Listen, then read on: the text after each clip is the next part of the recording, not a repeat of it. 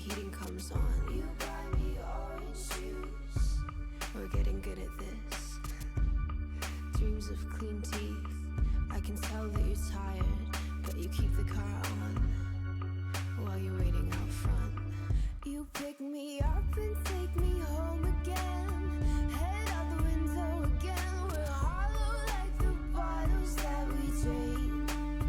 You dip your wrist over the steering wheel. Pulses can drive from here. We might be hollow, but we're brave. And I like you. I love these roads where the houses don't change.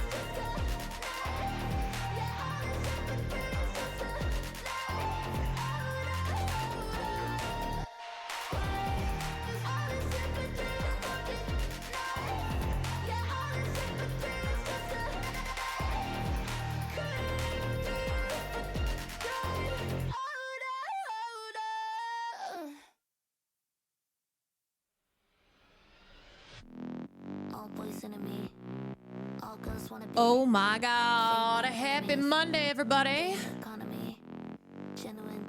Let's get this shit started. Bisexual dynasty, that's what it's meant to be. Nothing's extreme. Sex in the limousine. Happy 420. That's right. The smoker's holiday. It's the feminine energy. Feminine energy. Feminine energy. Feminine energy. Feminine energy. I ate 4 edibles today. Didn't even know it was 420. Runs inside of me. Thumb to thumb, we sweat and then we take it off. The night is long, so let your mind get what it wants. What is this? This is feminine energy. You fucking got. Getting stronger, going harder than your favorite god. Nothing is extreme. Sex and Feminine energy. naked in magazines. Natural. That's how we're starting off today. I had 4 bowls this morning and only one was cereal. It's the feminine energy. Feminine energy. Feminine. Wait, I have the perfect 420 glasses. Well, not perfect, but close. Feminine energy. Feminine energy. Feminine energy. Runs inside of me. Feminine energy. Happy 420, everyone. Feminine energy. If only these were marijuana weeds, then they'd be perfect. One of the first streams I remember is the 420 stream. Yes, that was quite a stream, wasn't it? That was really something. Beebs, thank you for the 8 months. Def Not Russian Bot, thank you for the 8 months. LaBallin, thank you for the 30 months. Sense of Shep, thank you for the 14 months. Did you smoke yet? No, I usually save it till the end. What is happening with this chair? There we go. I was like, what's going on? Okay, what am I looking for? There we go. Feminine energy. Are you ordering weed again? Well, I have some. I do have some because I have returned to somewhat, not even gonna call it stoner status, but it's funny because last year I really hadn't smoked in a long time. Clearly had to order and to place an order. And I was like, oh my God, it's been so long. I don't even know what's going on. What are the kids doing these days?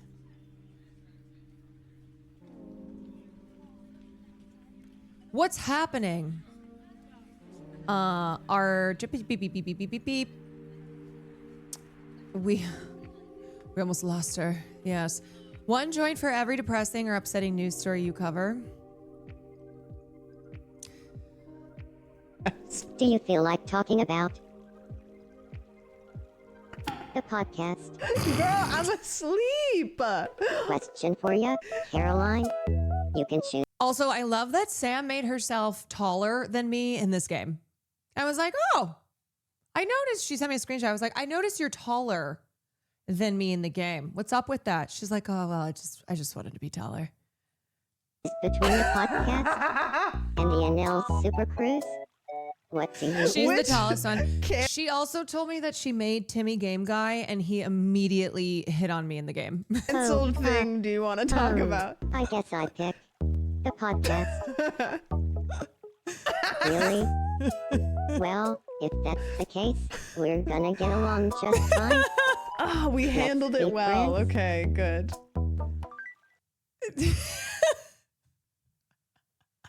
Why is that real life?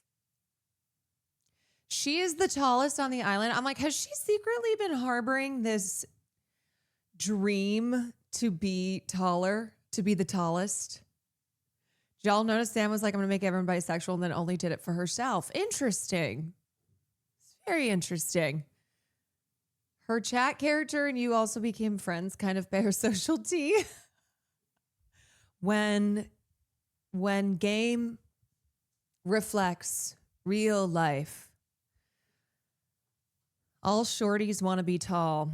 See, when I was younger, I wanted to be shorter because it's not fun being one of the tallest girls in junior high when you don't know what to do with your body. You're just like, what do I do with all of this? It's giving Jenna Marbles. Oh, Jenna Marbles. I want to be tall.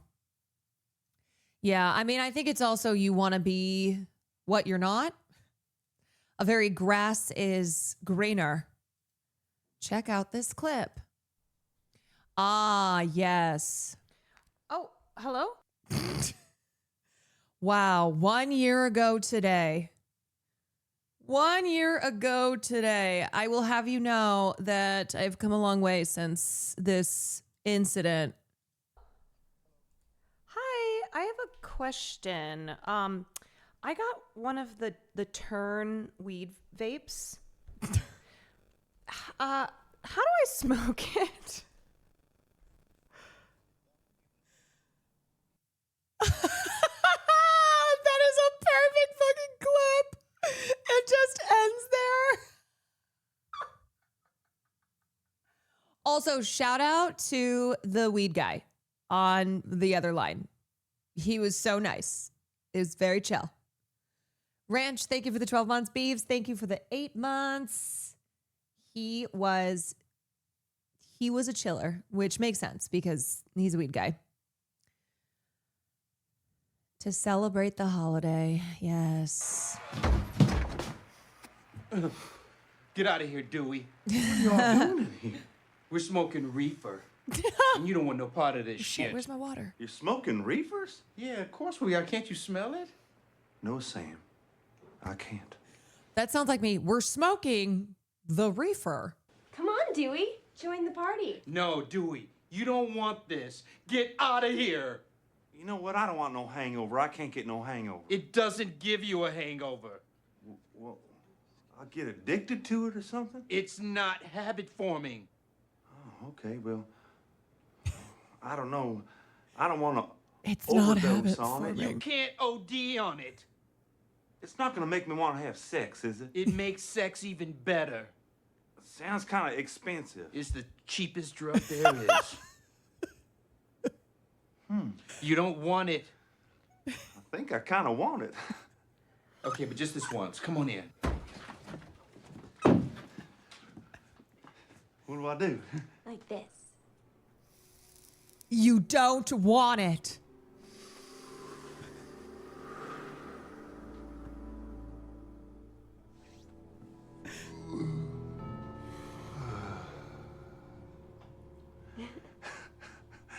Oh, my. Oh my. Yeah, I don't know about the not habit forming. But honestly, Tim Meadows. What are y'all doing in here? Tim Meadows, I think, might be one of the funniest fucking people on the planet. And for as successful as he's been, still underrated.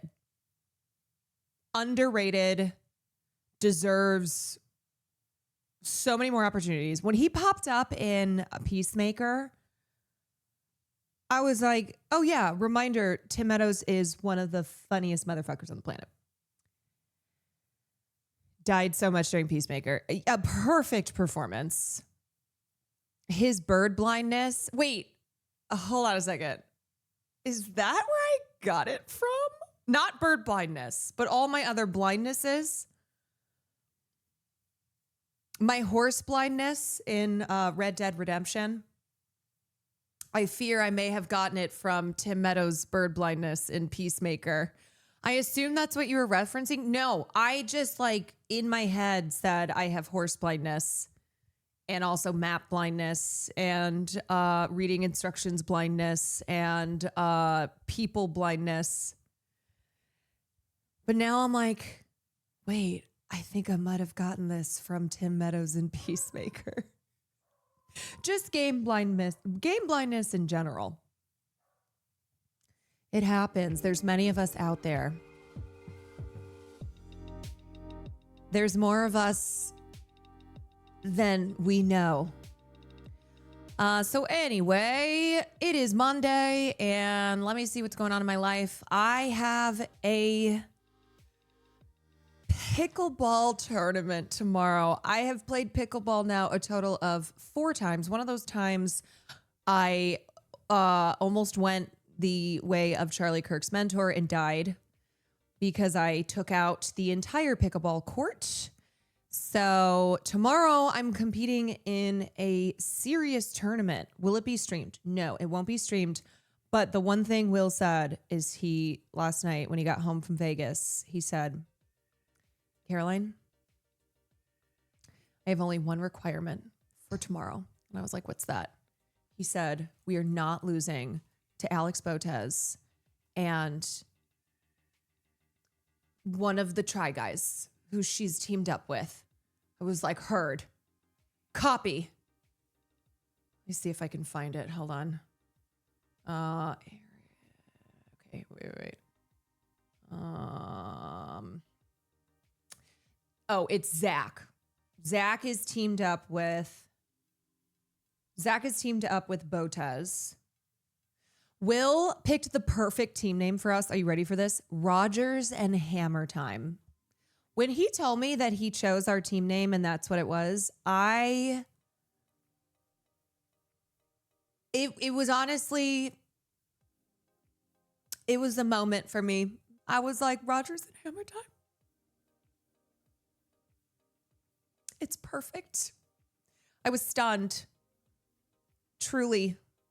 I'm like, that is the perfect name. Fell in love all over again. Yeah, I don't really recognize anybody else, but apparently there's some like real good people who are playing. Professionals. But that's fine because I'm insane. I am going to leave it all out there on the court. So Will was like, just so you know, don't expect to win because there's one guy who's, I think he's like the number 2 player in the world. I'm like, oh, well, it's not number 1. So I don't know what this fucking attitude is. But yeah, his one thing was, he's like, we have to beat Botez and Zach from Try Guys. You won't just train at this time. I won't. So we're going early tomorrow because the tournament starts at 6:30. And it's a whole thing. There's going to be hella people. It's an official invitational. Wear a helmet. I'd rather not. It's a whole invitational, and then there's prizes. I think the prizes are, it's like pickleball equipment, and then there's a DJ. I was like, is the DJ playing afterwards? Is the DJ ripping tracks as we're playing? Can I put in a request? Can I make like a whole ass Challenger style film out of this? Can I get the Challenger score? Can I have it be like this?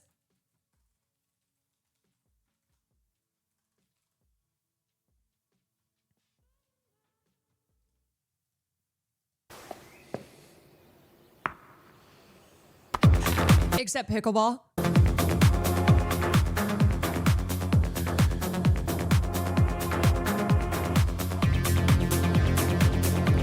fucking sick.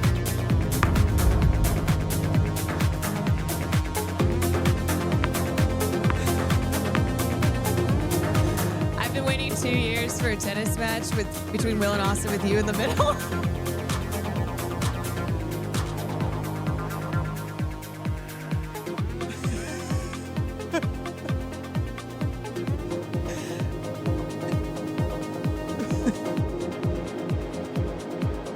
Wait, that's so funny. I love his little smile here.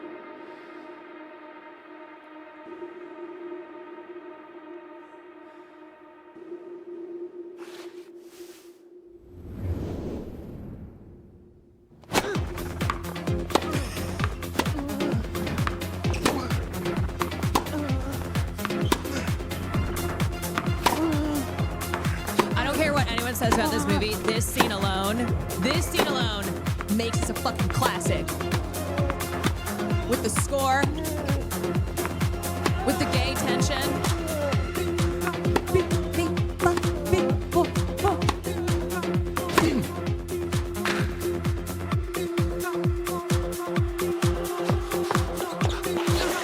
Fucking rips.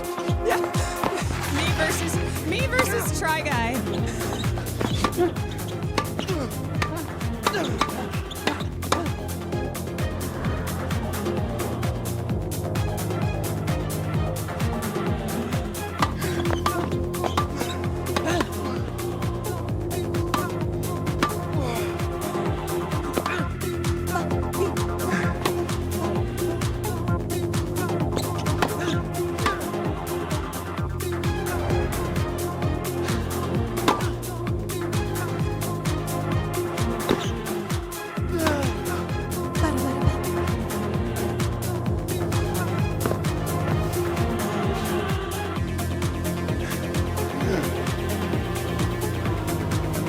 Insane.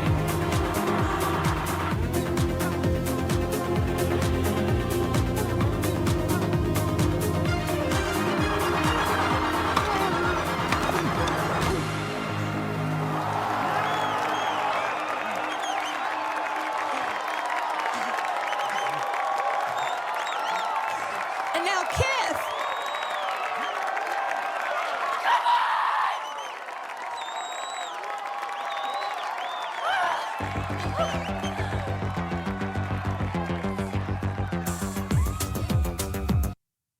Oh my God. It rips every time. Every time. So yeah, maybe if I can request that tomorrow, if we got a DJ there, could be pretty hype. Can you imagine? Can you imagine this pickleball tournament? And it's just the challengers score all throughout. Because here's the other thing. It would throw people off, but not me. Not me. It would actually make me that much more impossible to defeat. I'd be so fucking locked in. Will and I are just drenched in sweat and everyone else is normal.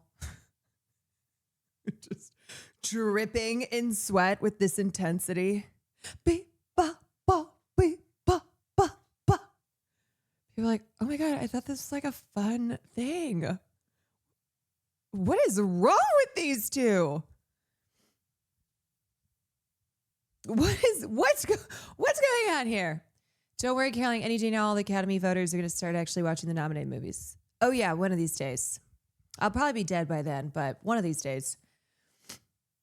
Coda Melon, thank you for the tier 1. Boing, thank you for the prime.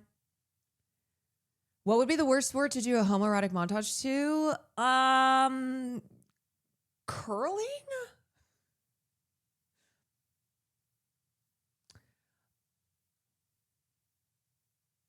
I'm trying to think of other. No, I see. As soon as I was saying it, I was like, wait, curling's actually really gay. So never mind. No, it's definitely gay. Golf. Maybe that would make me actually like golf. If they made it more homoerotic, I'd be like, okay. You know what?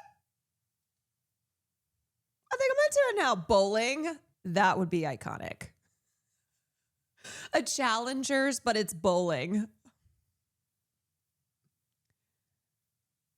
W Sport with William. Actually, upper body, it's like a push-up. I mean, when you don't even need the Challengers score in this. oh, and then you push away. But you don't really break. But Sometimes someone push back from you. Let's go.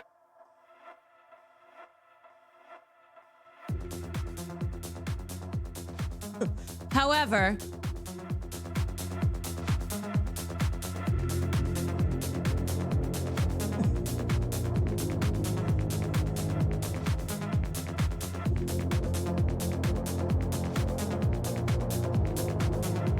yes. Yes. God, it's just so good. It's just so good.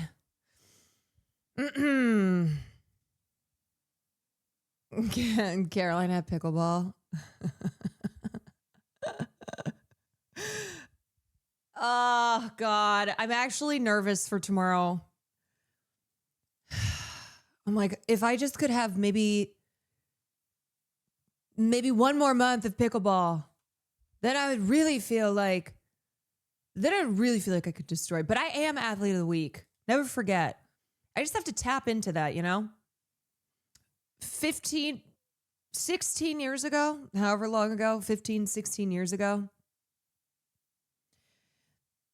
is 15, 16 years later, but also like it was yesterday. You're more athletic than you think. No, I definitely will lock in. It's impossible for me to not go all the way, all the fuck out when I have any type of sporting competition. But often it has resulted in me severely hurting myself because it's like I go as hard as when I was, 18 years old and playing 100 sports. I'm like, well, I'm 33 and not in that shape, but my mindset is still there. So I'm going to try really hard not to hurt myself. And I have been lifting weights again consistently for the last month. So I'm feeling better than I did a month ago. Do women get old strength like old man strength? I feel like they do even more. I think it's just that once you're 30, you know, it won't actually kill you. So you just say yellow. Old strength? Are you asking me if I have old strength? Do I have old woman strength? Is that the question?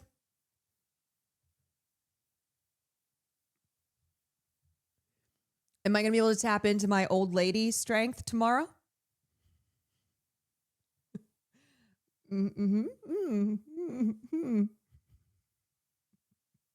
Oh, you do have old woman strength that kicks in around 30. Oh, great. Well, I'm 3.5 years past that. So that's 3.5 years of extra old lady strength. You can beat Botez. Botez is sneaky.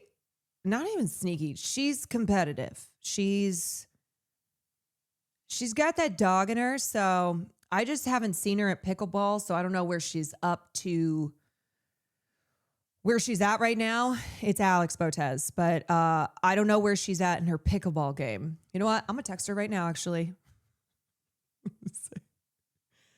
Hey, girl.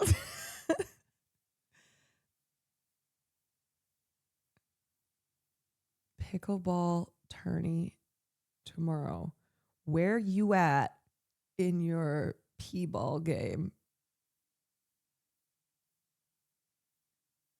This is called opposition research.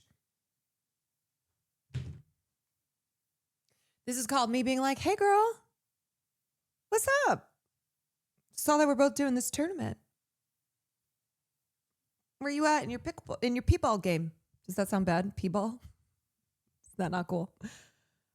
Are you going to collab with the new InfoWars? Oh my God, I know. The Onion officially has the InfoWars IP. They've got the site.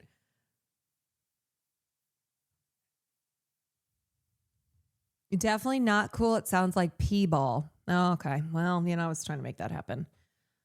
Zit Ronograph, thank you for the 42 months. Okay, what else do I have going on? Yeah, I'm now Caroline Quan from InfoWars. P-balls usually I abbreviate Patrick Ball, aka Frank Langdon, so confusing if they're in the steps of the Pit fandom. Yeah, that's true. Well, hopefully she'll know what I'm referring to. She's like, where am I at in my Patrick Ball, aka Frank Langdon game? I think that he probably needs to stop expecting that people will forgive him right away, but that he's just got to stay. He's got to stay the course, keep proving that he deserves to be back in the pit after having stolen drugs and abused them. Can we talk about this new 9/11 real quick while you wait on a response? I know. So Practical Magic 2 is coming out on 9/11. Obviously, I'm going to go see it. See, this is why I've been concerned that Nicole Kidman is suddenly going to come out with a statement on AI, because she's spending a lot of time around Sandra. And I'm like, please, Nicole, I can't. I cannot. This trailer is okay. I hate to say it, but I don't know if this is going to be that good. And not that the first one is like, the first one's a classic, because if you know, you know. Okay. Practical Magic, Sandy B, Nicole, playing Witch Sisters, 90s film. Classic. A lot of people who grew up on that. This one, I fear, is not going to have that same kind of cheesy magic. The first Practical Magic has a 27% on Rotten Tomatoes. Which, if you take that on the surface, you're like, wow, that's really bad. But see, this is one of those films that the 27% doesn't, it's not correct. It's not correct. The color grading of this too looks like a lotion commercial. Why does everything look like a commercial? Why does everything look like a commercial? I don't know what to do about that. It has Lee Pace. I don't care. I know it does have Lee Pace. And it is 28 years after the first one came out. So I'm like, it also has Maisie Williams. But Aidan Quinn is not returning in the film. I'll watch Nicole and whatever. I don't give a fuck. If it's bad, I'll blast. Yeah. For as much as Nicole Kidman has been in, which is everything, I have seen a lot of Nicole's work. WERK. Speaking of the pit, these are probably some of the more solid lists. Here's something I will say too. I do hope Supriya has a career after this. I hope that a question that is incredibly stressful and is going to make me feel like I'm a fake film fan. I am going to ask you the question, but you're not a fake film fan. This is an impossible assignment. Too hard. Forget it. I'm out of here. I have not had time to think, but that's okay. I feel imposter syndrome about... I like that Letterboxd freaks everybody out. It stresses people out. Even though at this point you should expect they're on the carpet, but it does cause stress. Like everything. This is a safe space. Okay. I want... When in doubt, yeah, you just say Shrek 2, to know your 4 favorite films. Okay. I like Triangle of Sadness. I like the Royal Tenenbaums. I like The Shining. And maybe The Diving Bell and the Butterfly? For some reason, my mind right now is only thinking of classics. All About Eve, The Women, Philadelphia Story, To Kill a Mockingbird. Devil Wears Prada. Love Devil Wears Prada. I've seen that many times. Also, Andy's boyfriend is like the real villain of that movie. Queen, I'm so sorry. I wanted her to keep the job. So Devil Wears Prada, Anatomy of a... I don't even think that's a debate. I don't think it is a debate that he is the villain of the movie. Fall. It was so fucking good. God, I love her even more. That monologue where she talks about how he's selfish. It's an incredible exploration of female rage. I love Sentimental Value. I mean, though it just came out, I've seen it like 4 times, I think already. It's such a great exploration of how miscasting can happen. I was able to tell Elle about this myself, and I was like confirming that's what they wanted to do with the scene. I gotta say Om Shanti Om, which is a Bollywood movie. Have you watched it? We just posted about it. No way. Yeah, no, we love it. I love Om Shanti Om. It discovered Deepika Padukone, who is the queen of my dreams, and Shah Rukh Khan, obviously, what a dreamboat. I know all of the songs in that movie. I could like probably verbatim sing them right now. Yeah, why is she nervous about that? She's nailing it.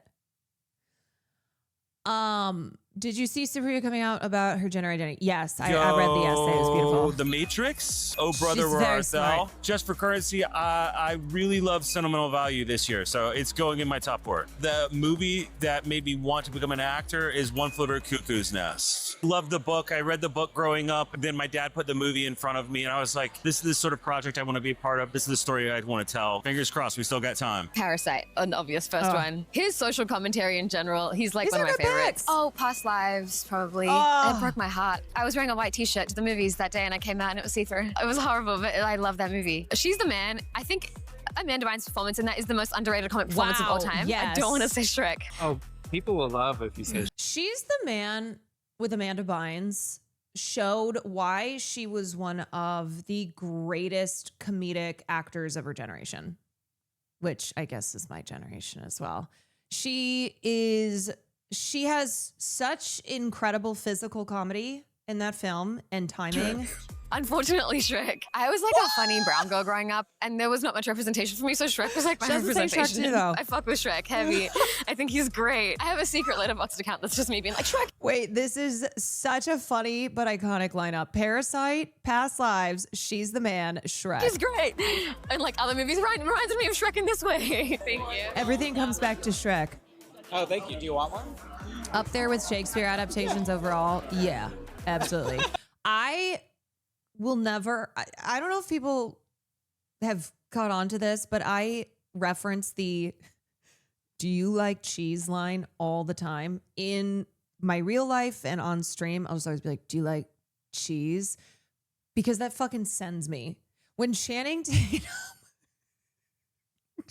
Tatum takes Viola's advice, but it comes at this moment when he like doesn't know what else to do. He's just like, "Do you like cheese?" My favorite Gouda. I like Gouda. That movie is so fucking funny. Permission at the bonk. Yes, today, permission is freely granted. Witsky Files, thank you for the 12 months. She's Man was ultimate sleepover pick growing up. Yeah, it's so good. It's just so good. And I remember when I watched that, it had so many things that felt applicable to my life. Because, Woke Wilder, thank you for the raid. Thank you, Woke Wilder. Hi, my woke wilders. What do I call?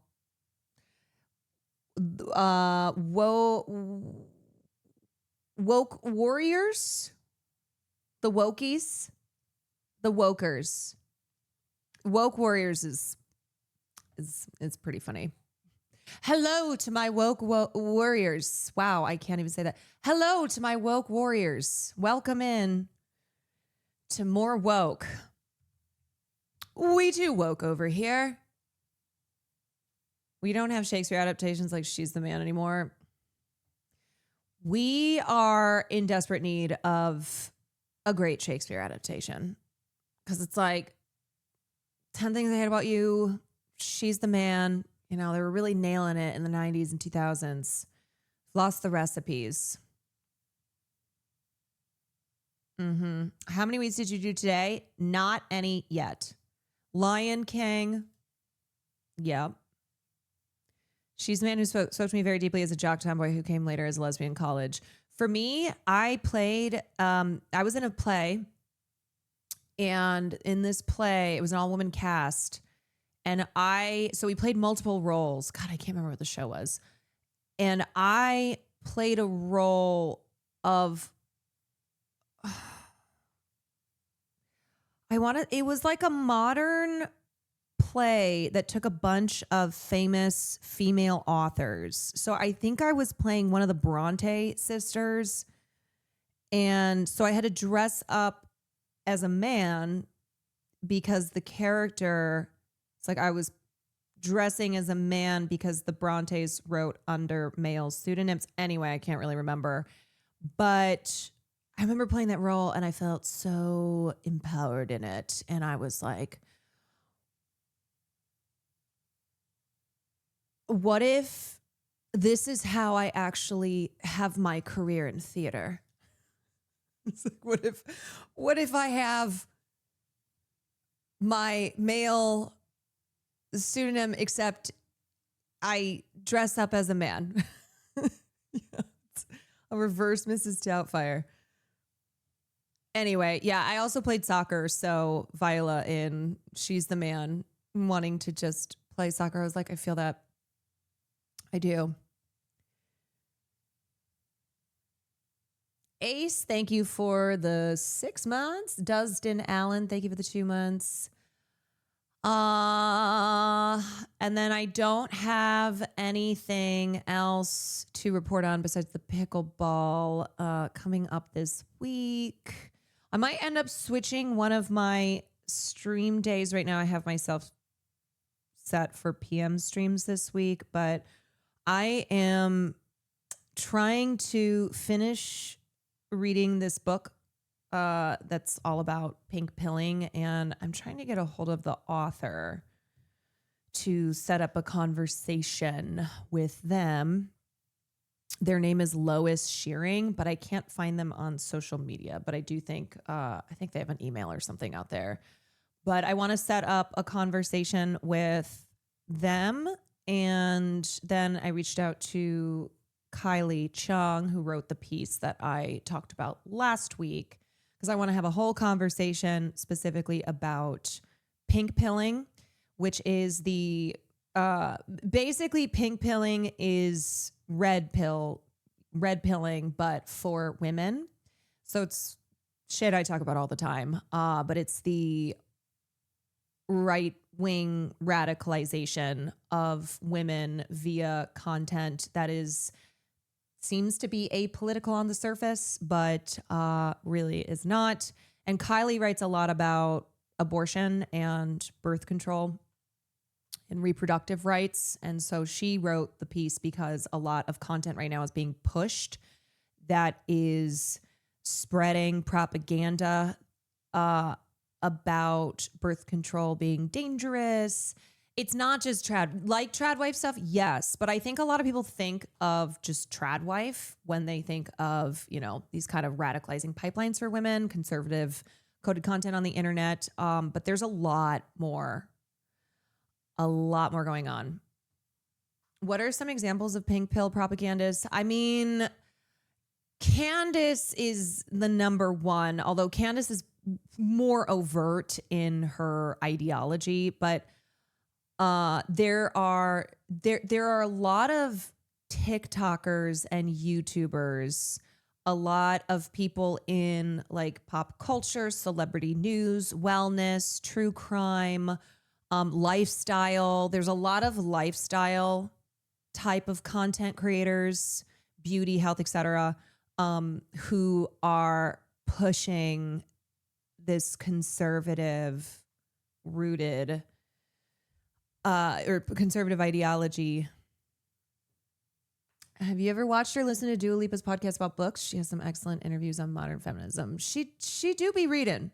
I have not listened to her podcast actually, but she do be reading. Should I get Dua on the podcast? And by podcast, I mean stream. Should I get Dua on if she's not too busy flying off to whatever continent she is flying to? Yeah, why not? Yeah. What the hell? What the hell? Why not?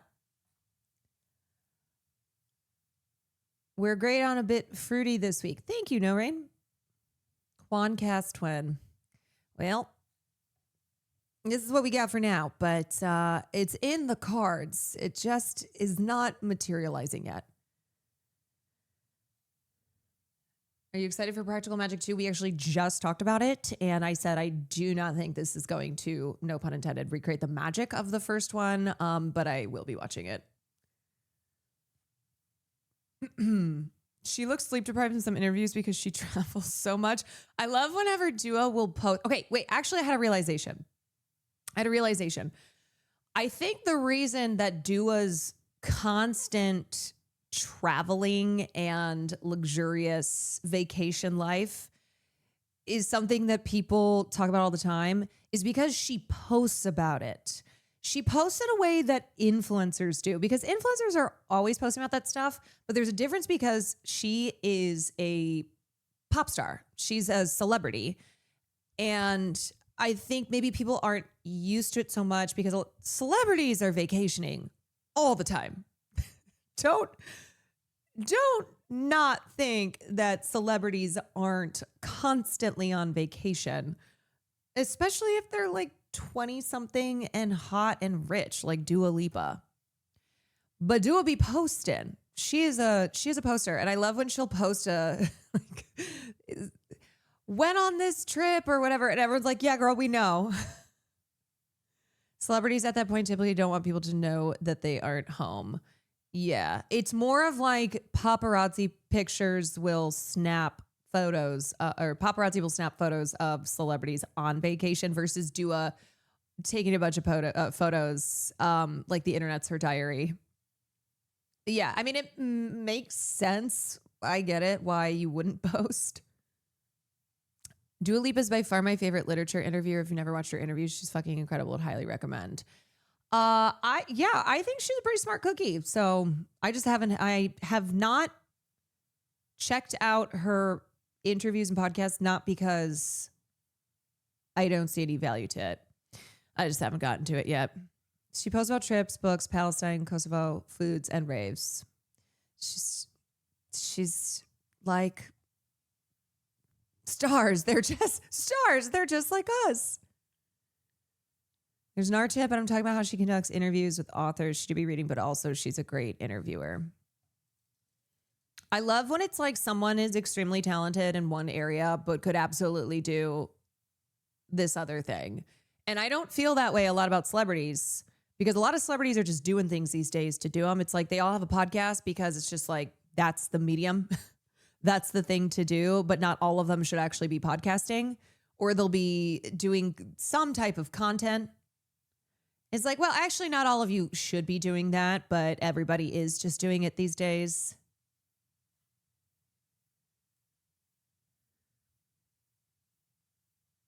I would be traveling constantly if I was her too. Yeah, if I was her with my hot, famous fiance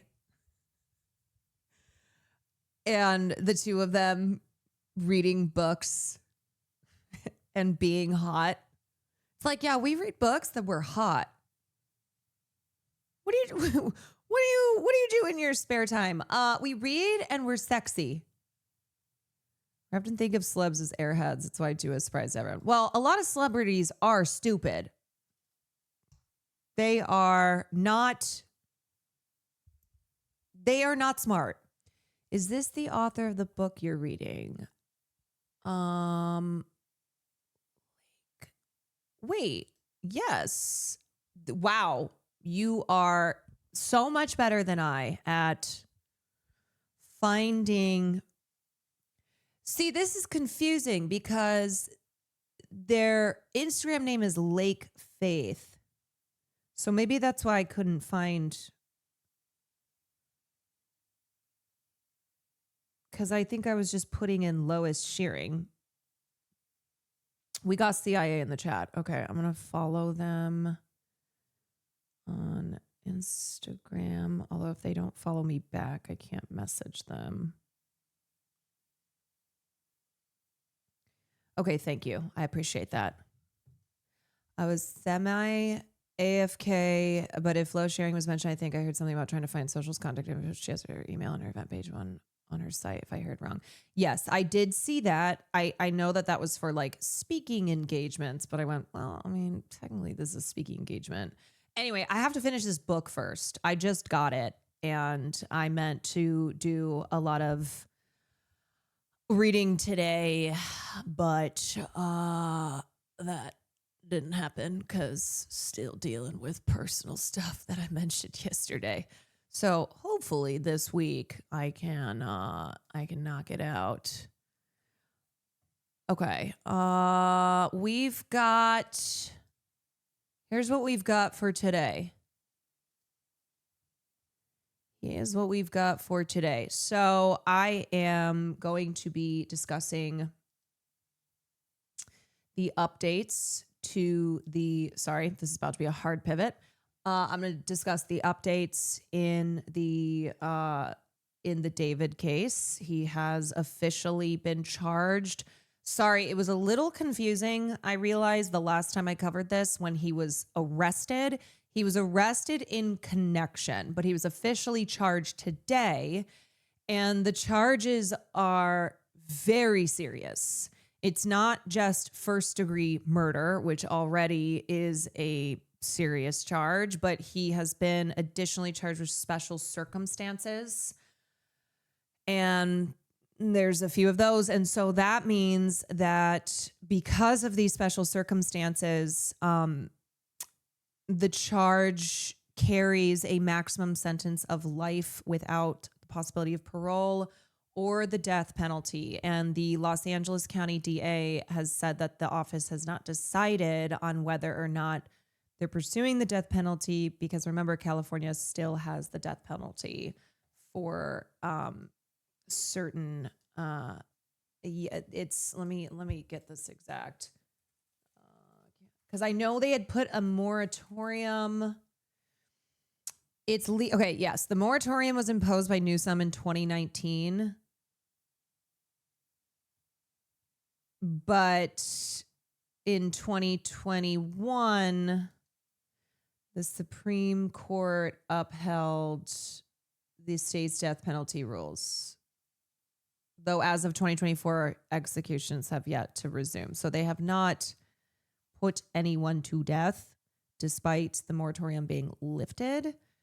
I hope they don't go for the death penalty. I mean, I am against capital punishment. So you're not going to catch me out here rooting for the death penalty because of all of the legal and moral and political issues. However, what is good here is that these are basically the most serious.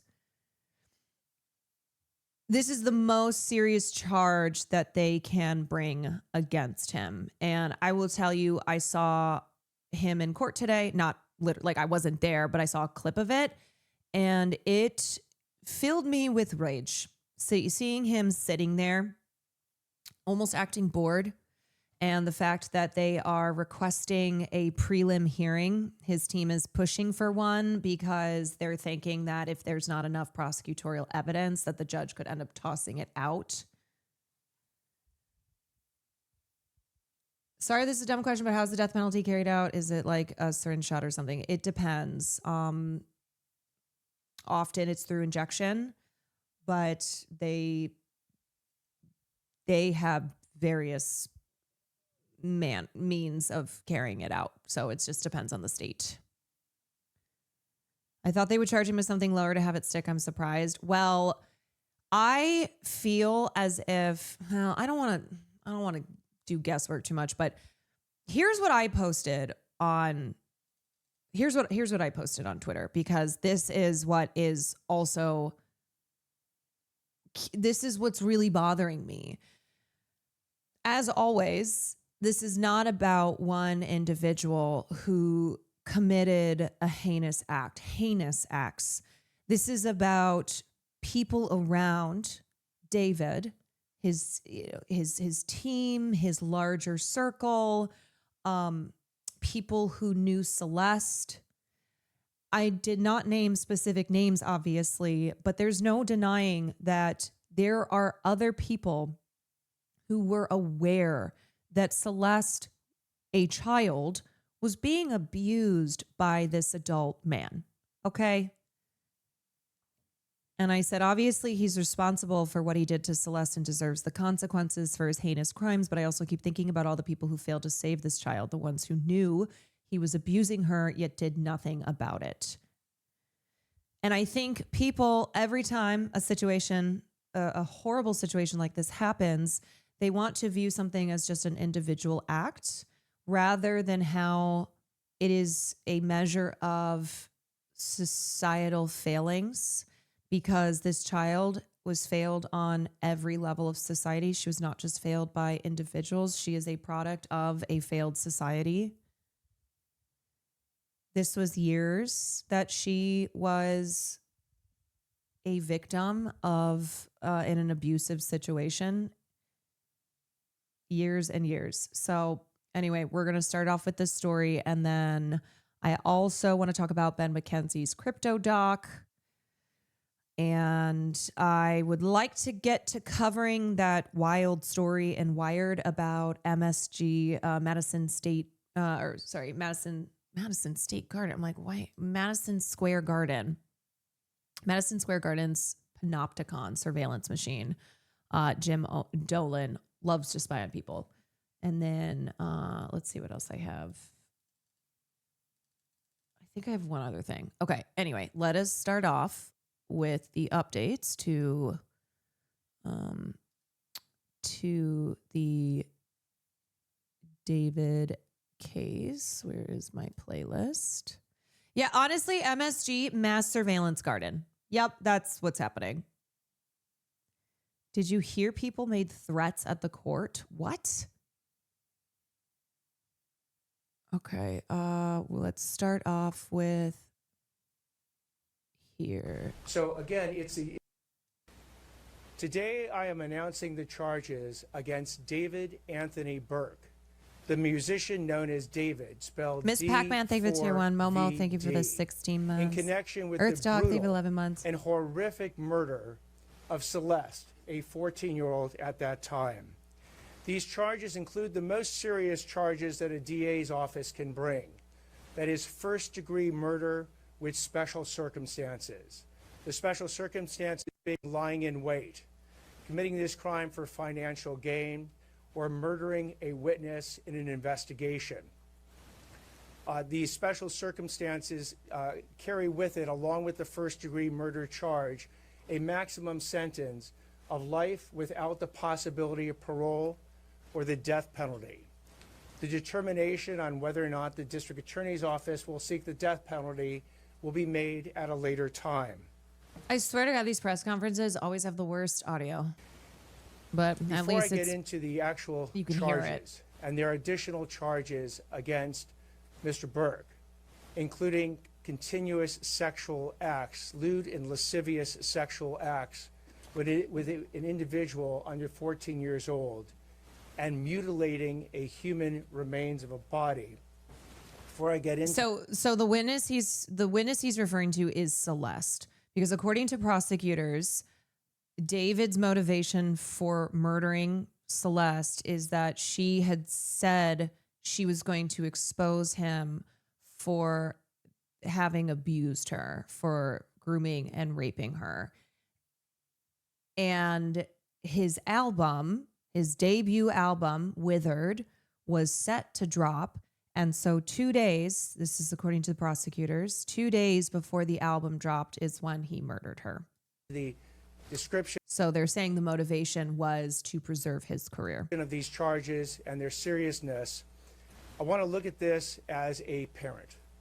I am a parent of 3 children, and a parent's nightmare is a situation where your daughter goes out one night and never comes back. As we will show in a court of law, and what I also want to make... And the other, okay, so let me just remind y'all that her parents had reported her missing multiple times. I think it was 3 times. And the third time was April of 2024. April of 2024. And her family had several meetings with police. They scoured neighborhood surveillance footage. They begged neighbors and friends. They were trying to get their daughter. And I feel like the police in Lake Elsinore, where she is from, in Riverside County, California, I'm sure they did their classic, oh, she's not in danger.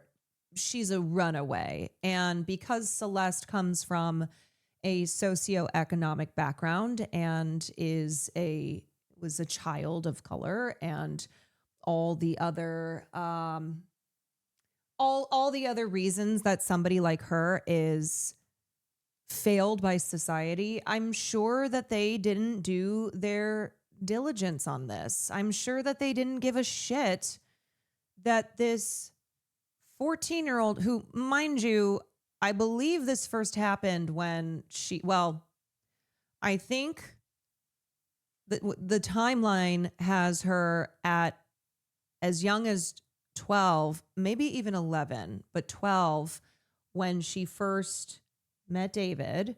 And then she was 13 when they started, when reported her missing. And then she was 14 when she was murdered, and her body was found, but it was a while after she had been killed. And then she was 15 at that point. She was 11 when they started talking on Discord. Yes. And I don't know.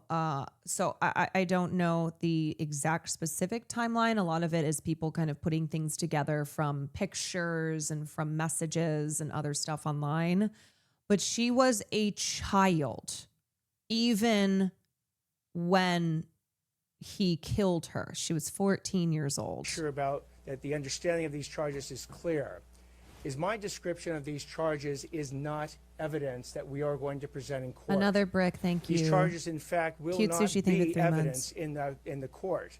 Evidence will be the witness testimony, the documents, and different types of admissible testimony that we will admit into court in the prosecution, and if it leads to the eventual trial of Mr. Burke, to convince a jury of 12 people beyond a reasonable doubt that each and every one of these charges is true, as well as the special allegations and circumstances that have been alleged.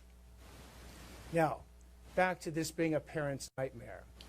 On April 23rd, 2025, as been alleged by the complaint, Celeste, a 14-year-old at that time, went to Mr. Burke's house in the Hollywood Hills. She was never heard from again. Is he being charged with aggravated essay of a minor? He's been charged with continuous sexual abuse. Yes. Continuous sexual abuse of a child. September 8th, 2025, as alleged in the complaint, Miss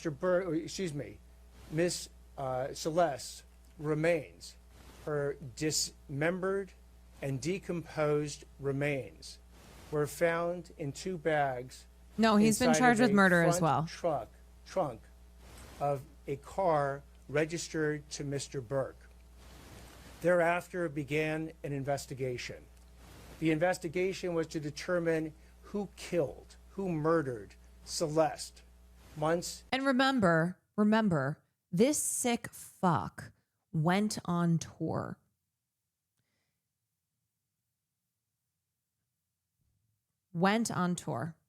Album comes out.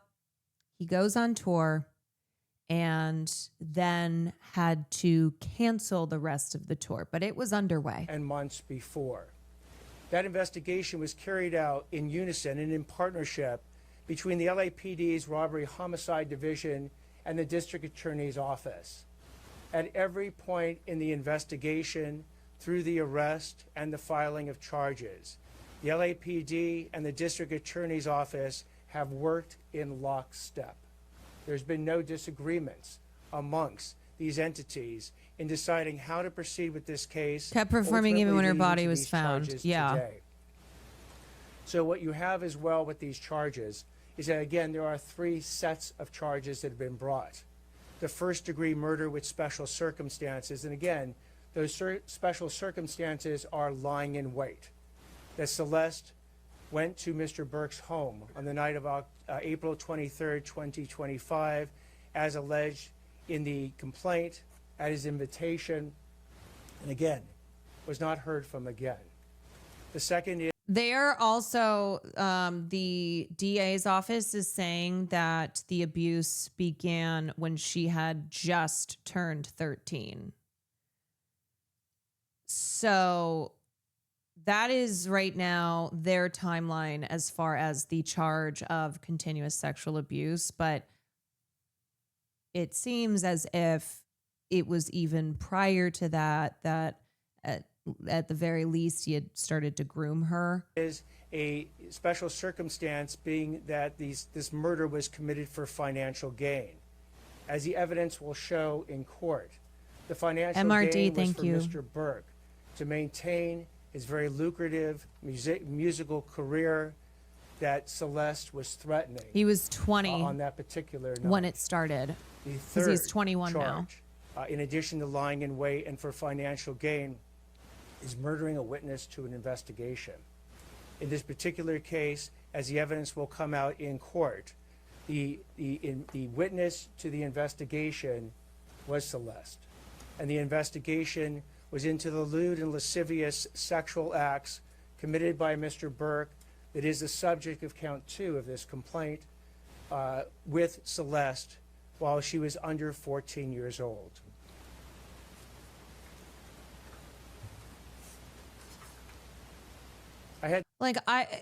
Obviously you should not have to hear anything other than the fact that she was 13 when they're saying the sexual abuse started, to go, wow, that's a child. But just to further put that in perspective, she was in middle school.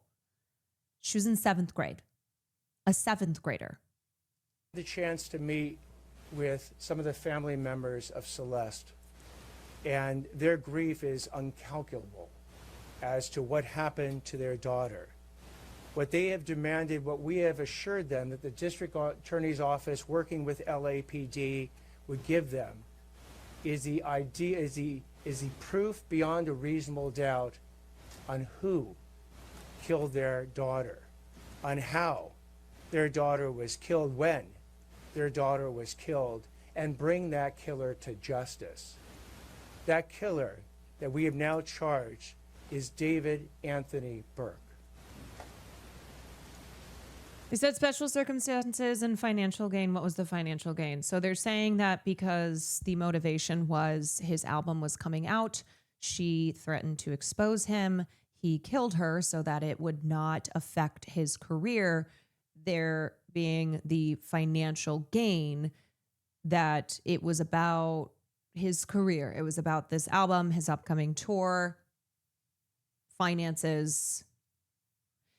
You know what I keep thinking about too, and maybe this is just the darkest, most cynical part of my brain, but if she had come forward, I don't even know if it really would have ruined his career. If he just smeared her, if he had his legal team smear her, you know, do all the things that it's always done, he would still have fans, because that's how it works. It's like, as long as people are supporting you, well, then you got an audience. And let's not pretend that there are not plenty of men out there who have allegations of abuse from underage individuals, from minors, from children, and have not faced the appropriate consequences. So there's a part of me that's like, man, he decided that the only option was to kill this girl that he had been abusing. And the sick reality being, would it have even destroyed his career in the way that he feared?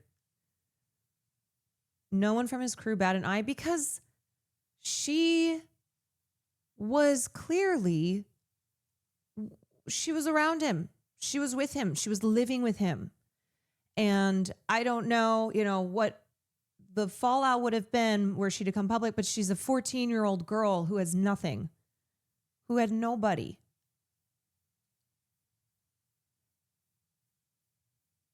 And I'm sure if he had threatened her, if he had blackmailed, whatever, sought a way to control her from coming forward, like that he would have succeeded in that. We will have questions after I speak and Chief McDonald speaks. At this point, I invite Chief McDonald to speak. Thank you very much. Are they going for life in prison with no parole? Are they going for the death penalty? They have not said. The DA's office said they have not decided. Good morning, and thank you all for being here. I want to begin by expressing my deepest Captain, condolences to the parents of Celeste Rivas. No parent or any human being should have to endure what you've gone through. Today, alongside DA Hochman and our partners at the LA County District Attorney's Office, and thanks to the tireless and hard work of our investigators at the LAPD, we're announcing the arrest and prosecution. His Spotify streams have only gone up. And maybe it's like maybe it's a morbid curiosity. Maybe it's people who are like, oh, separate the art from the artist. Sure, he's just been arrested for first-degree murder and the continuous rape of a child and these other special circumstances charges, but still going to listen to his music. Prosecution of David Burke for the murder of 14-year-old Celeste Rivas. Throughout the 7-month investigation, this department has faced criticism for how we handled the case and for our decision not to provide details. I want to be clear about something. My duty is not to fuel speculation, it's to deliver justice, and that requires patience. Didn't Diddy's streams increase? Many such examples. This investigation was driven by a single purpose: to secure justice for Celeste Rivas and for those who loved her. We had to be certain that nothing we did or said would ever jeopardize this case. You can't separate the art from the artist. In this instance, his art is about her. Yeah. Ms. Rivas was a reported runaway from Riverside County. During the course of our investigation, detectives learned that she had been involved in a sexual relationship with Mr. Burke when she was a minor and he was an adult. People need to learn to control their morbid curiosity. I agree. It's like, y'all, can we not exercise any fucking self-control? You have to understand that, sure, you're just one person in the sea of people who are doing the same thing, but all of that is contributing to sending a message. And that message is that it doesn't matter what somebody has done. You're still going to listen to their fucking music. You're still going to support their whatever it is, which puts money in their pocket. There are also people posting about Celeste while using his songs. What are you doing? What are you doing? Like, it comes to a point that we need to have some self-control that we are exercising. We need to be responsible. On April 23rd, 2025, Ms. Rivas arrived at Mr. Burke's home in the Hollywood Hills. That's the last time she was known to be alive. On September 8th, 2025, Ms. Rivas's dismembered and badly decomposed body was discovered in the front trunk. Also, mind you, it's a lot of people who it's not like they go, ooh, I've never heard his songs. I heard this one is about Celeste. I'm listening to it. It's people who are just listening to his music, who have been listening to his music. of Mr. Burke's impounded Tesla. From that moment forward, our investigators faced an extraordinarily difficult and complex case. The condition of her remains delayed the medical examiner's ability to be able to determine cause of death. The substantial amount of time that passed between her death and the discovery meant that crucial evidence had degraded or disappeared. And as detectives worked to uncover the truth, they also had to sift through and debunk a great deal of false information circulating publicly. These challenges were real, and they required patience, precision, and an unwavering commitment to the facts. Despite these obstacles, and despite intense public pressure, our Robbery Homicide Division detectives remained steadfast in their duties. I just have to say, too, I saw a clip of XQC in this group of streamers, and he was trading jabs with Senna and Jason the Ween. And then one of the retorts that he had was to be like, oh, isn't your buddy David? And it was obviously not done with any care towards the fact that a child who was sexually abused in her young life was murdered. Yeah, your man's. That it's now being used as a gotcha. That is fucking sickening to me. That is sickening to me. I swear, I'm gonna lose my mind. I'm gonna lose my mind. Wasn't he defending him recently? He defended him when this first started to come out and said that he was being framed or whatnot, and then he changed his tune on that. But this was, I want to say, a week ago that XQC said had this jab, threw that barb in his direction, which is obviously not at the expense of Jason the Ween. It's at the expense of Celeste, who is dead, who was murdered because she was a victim of sexual abuse. A child whose body was left to rot in a Tesla.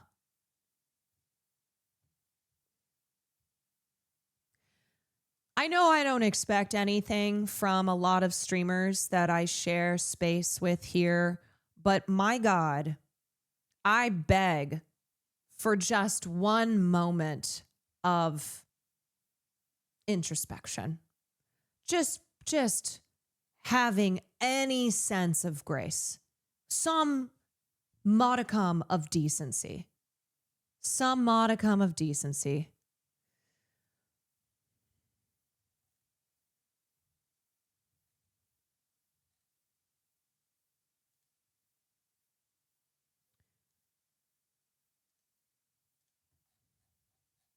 XQC has zero empathy and lacks seeing people's humanity. Seems like everything I hear about him is that he just cares about clout and money and what he can gain from others. He's a piece of shit. That's what he did. That's what he is. He's a piece of shit. And everything is drama to him. His brain is so fucking fried. His brain is so fried. And he just sees everything. These are full-ass adults, by the way. I know they love to pretend that they're all 12 years old still. They are adults. Adults. What is he, 30 at this point? As a 30-year-old man? Something like that?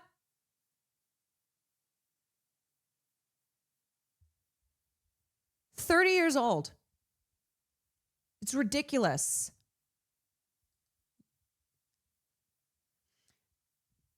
I wish these people felt any shame because, man, would they be filled with it in treating a situation like this as a way to, I don't know, get a clip, get one over. But like the guy that he was streaming with to promote his campaign for presidency, Donald Trump, they're incapable of shame, but it doesn't mean that I'm still not going to call him out.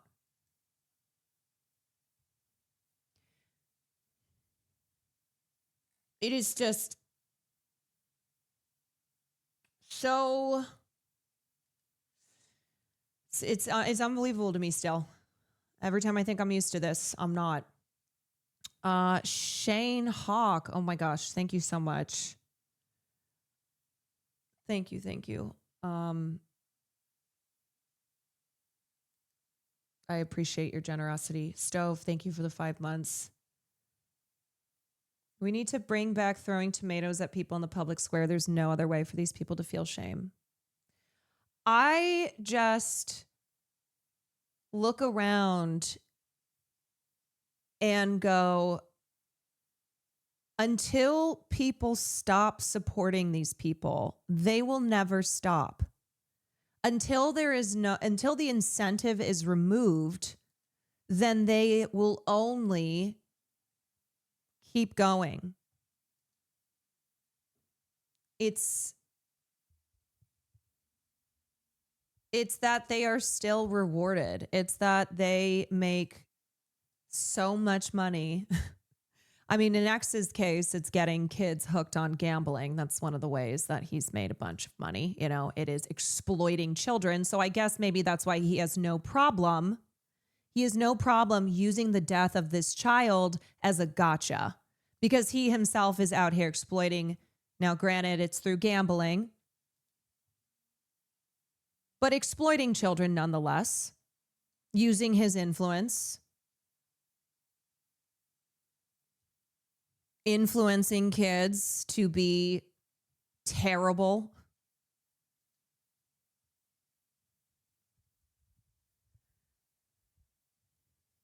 All right, enough with the XQC hate. Get back on topic, Lil Bro.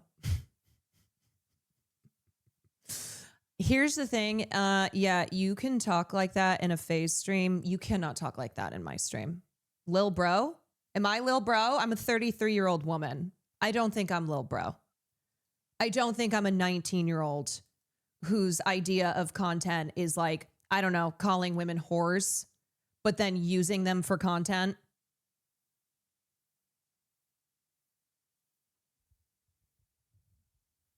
Bro called the streamer Lil Bro. Well, you know, I guess there's always new things that I can be called out here. Lil Bro, me. Yeah, I think I'm the opposite of Lil Bro. I don't think that that's the vibe that we do here. Lil Bro. Appalacheli B. Habron. That is a mouthful. Thank you very much for the 5 gifteds. Appreciate that. Pope of Clowntown, thank you. Deanie, thank you for the bits. Not even Lil Sis, Lil Bro. Yeah, that's because that is a chatter who lives in a world that is male-centered. That it's all Lil Bro. It's all Lil Bro. Not all of us are Lil Bro out there. Not all of us, despite that chatter from a couple days ago, are centering men and are male-oriented and are a part of bro culture.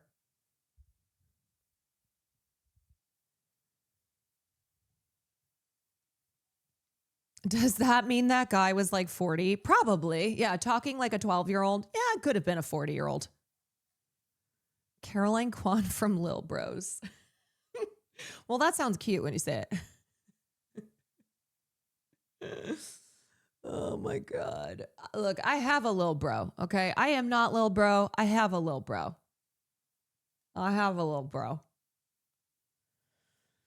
Oh my gosh. Okay.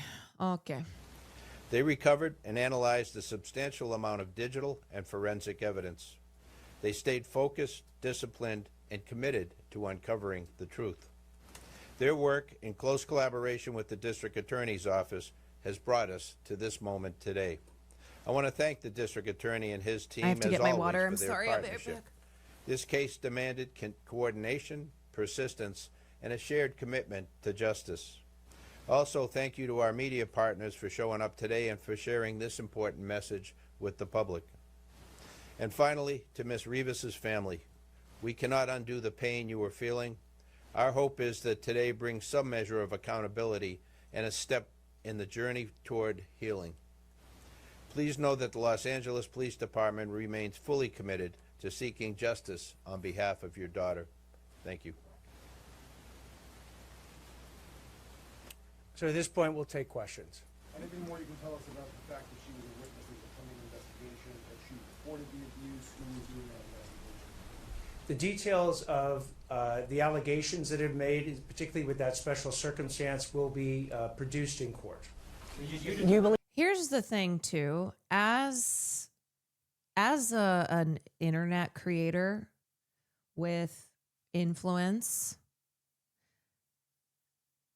the way that you act sets the tone. So if you are incapable of ever having a serious moment, of ever treating anything with the seriousness that it deserves, then that is the tone that you set for your audience, for the people who are influenced by you and who are following your lead. That's how it goes. They are following your lead. And there are too many streamers, content creators who are incapable of an ounce of maturity, incapable of being serious, like really serious. I don't mean that fake, that faux seriousness where it's still like right behind that there is still the sense of everything's just a fucking joke, lil bro. Always a clip to farm. Mm-hmm.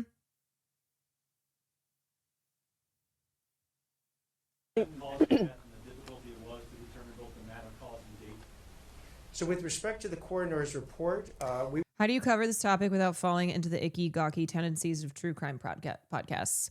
I do not sensationalize. I try to stay away from dangerous speculation. I am not trying to create fiction here in order to entertain. Treating victims as people, as actual people. So I think when you remove the entertainment, that is how you stay away from the worst aspects of true crime culture. You have to, yes, you always focus on the victim, and you focus on the broader issues as well, in order to highlight the issues here that go beyond even just this instance of a horrific crime.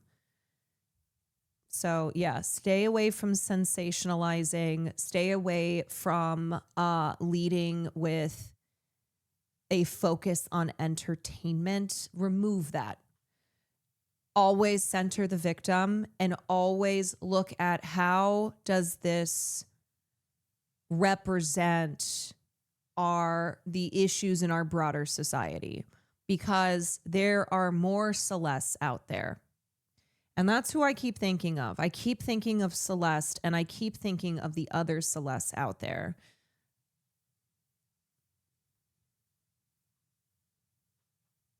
We'll be seeking quite quickly to provide an order to the court that now allows the coroner to release that report to the public.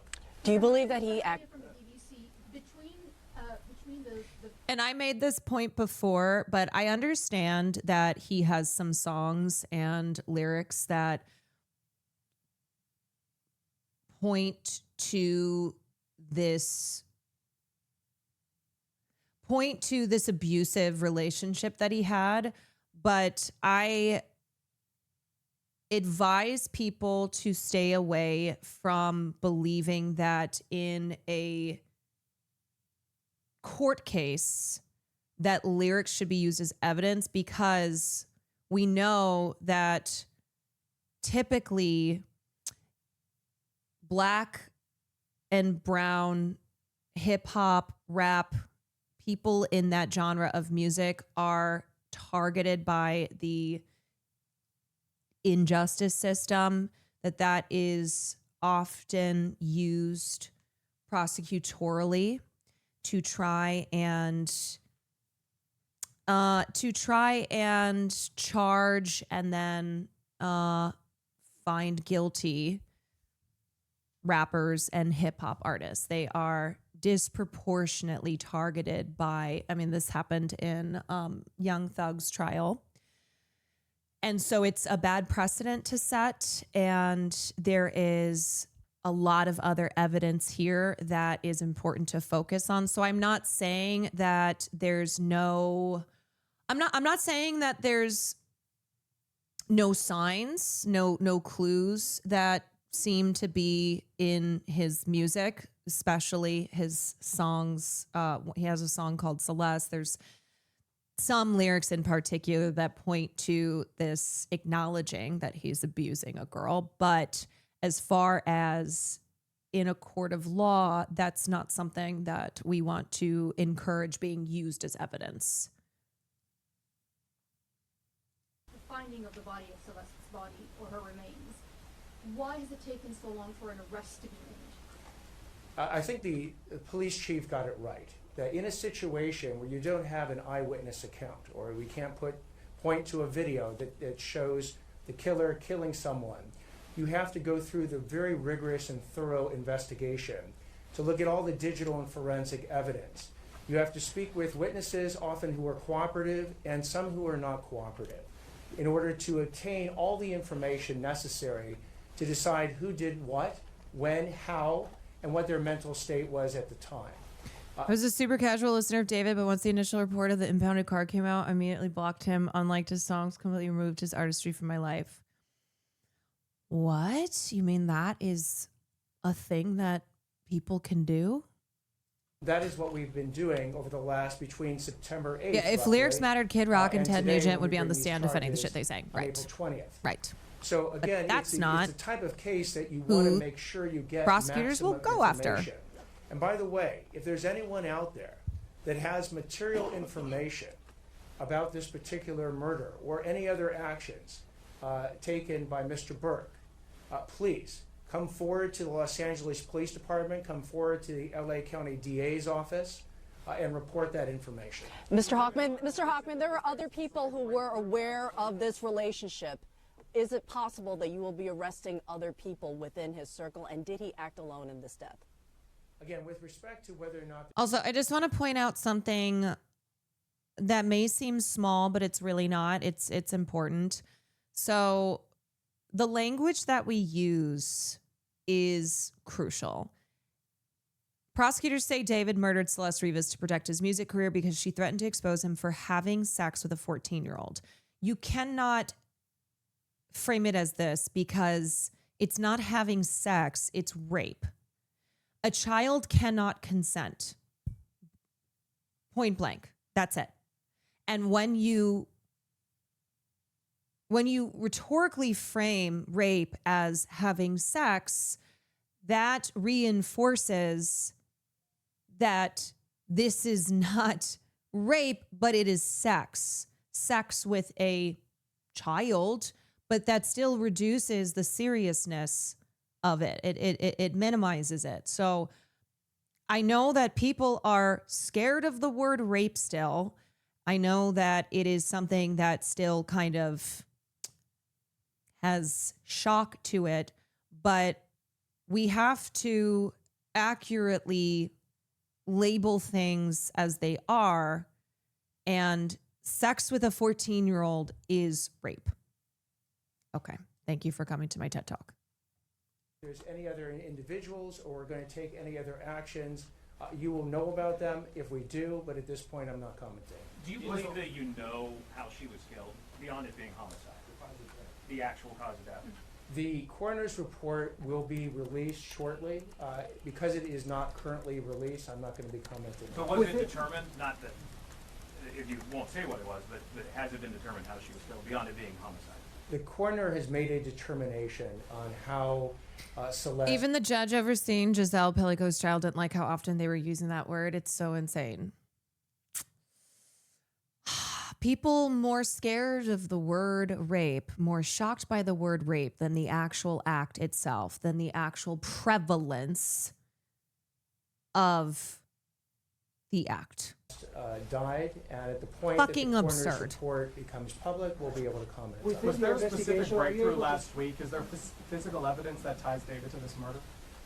There is physical evidence and there is forensic and digital evidence that we intend to present in court to prove these charges beyond a reasonable doubt. So within your investigation, and just to his question, are you able to tell us exactly what the smoking gun is? And also, if you can address the issue of his visit to Santa Barbara, and that, how does it connect with the murder? So with respect to the actual details of the evidence we're going to be presenting in court, I'm not going to do that today. As far as the concept of a smoking gun, the smoking gun is the totality of the evidence that we're going to bring to prove any case, whether it's this case or any case, beyond a reasonable doubt. Is there any evidence that he abused other underage girls that he investigated? Do missing persons into homicide cases always take this long of an investigation? It feels like way too much time passed. I mean, it just depends. It depends on the circumstances. It depends on evidence. Because again, what the defendant has, a card that they have is pushing for a preliminary hearing. So that's what David's team is doing. And that essentially is a mini trial. It tests the strength of prosecutors' evidence. And if a judge determines that it's not, there's not a whole lot, it's not very compelling, then they can dismiss they can reduce or even dismiss the charges. So it is better to take time, necessary time, not be fucking around, obviously. And so I think in this instance, now, I'm never going to rule out police and prosecutorial fuckery, but I think the cause of death was one thing that held this up, because they had to determine how she had died in order to assess if they could proceed with a murder charge. And the other thing is that I think they probably have been getting or attempting to get witnesses to cooperate to strengthen the evidence. And I have always thought from the beginning, not even thought, just knew that there were people who knew. There were people involved in David's circle, on his team, people closest to him, people in Celeste's life who knew. They knew that he was grooming and then raping this child. He wasn't exactly keeping a secret. He had her on stream. She was living with him. She was backstage at his shows. The state of her body probably made it take longer, better for them to take longer and be more than thorough than scrub this case. Yes, her body was her body was decomposing. She had been in the trunk of the car for months because they determined that she was killed. I believe it was April. And then it was not until September. It was September 8th that her body was discovered and her remains were badly decomposed. So that can take a while to determine a cause of death.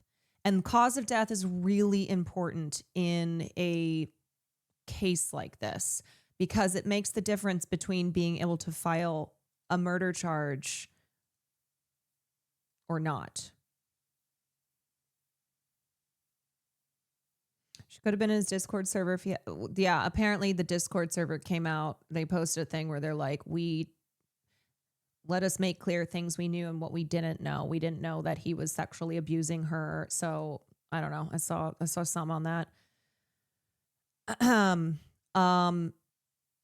You don't want to charge initial case proceedings and have to drag things out because defendants can argue their right to a speedy trial was violated. Yes. An investigation is ongoing. If information comes forward, One of his team was arrested for failing to appear as a witness back in January. The way people around him knew is sickening. on with respect to any additional crimes, we will certainly investigate it. One more question. One more. There's been so much discussion about the difficulties in this case. The chief talked about it as well. What makes you confident you can prove these allegations? What makes us confident is the totality of the evidence that has been obtained by the LAPD robbery homicide, by the work that the district attorney's office has done, that has led us to the point where we believe we can prove each and every one of these three charges and the special circumstances and the special allegation beyond a reason. Do we know how she was killed? According to prosecutors, she was killed with a sharp instrument, but I don't think it has yet. It has not yet been specified, but it was a sharp instrument. No doubt. 22-21. Oh my God. Sorry. I forgot that videos will play next. Okay. We just watched the CNN. Now let's watch this. Some breaking news now. Los Angeles officials have just announced that the singer David is facing first-degree murder charges in connection to the death of 14-year-old Celeste Rivas Hernandez, whose remains were found in the trunk of David's car last year. Take a listen. I'm announcing the charges against David Anthony Burke, the musician known as David, spelled D4VD, in connection with the... It's going to be hard to find jurors who haven't heard at least some about this. I don't know. Because you have to keep in mind, you would be surprised, keep in mind that most people really aren't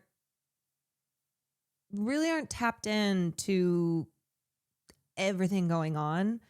I'm sure there will be people in the jury pool who have heard something. But this is also not a case that has yet. I haven't seen this be one that a large portion of the internet has been talking about. It kind of seems to be more in certain circles, certain spaces on the internet. I think obviously because David had been involved in content, you know, he's streaming and whatnot. I think people in that world, especially because there were streamers who were friends with him, who collaborated with him. But yeah, you'd be surprised how many people out there have not heard of this. Like he was on the up and up in his career. So his music went viral in 2022, I think it was. He went viral on TikTok for his song Romantic Homicide. So he was still relatively at the beginning of his ascension. And this album, his debut album, what they have attributed the motivation for murder to, that came out in 2025, and then he went on tour. And he made his Coachella debut in 2025.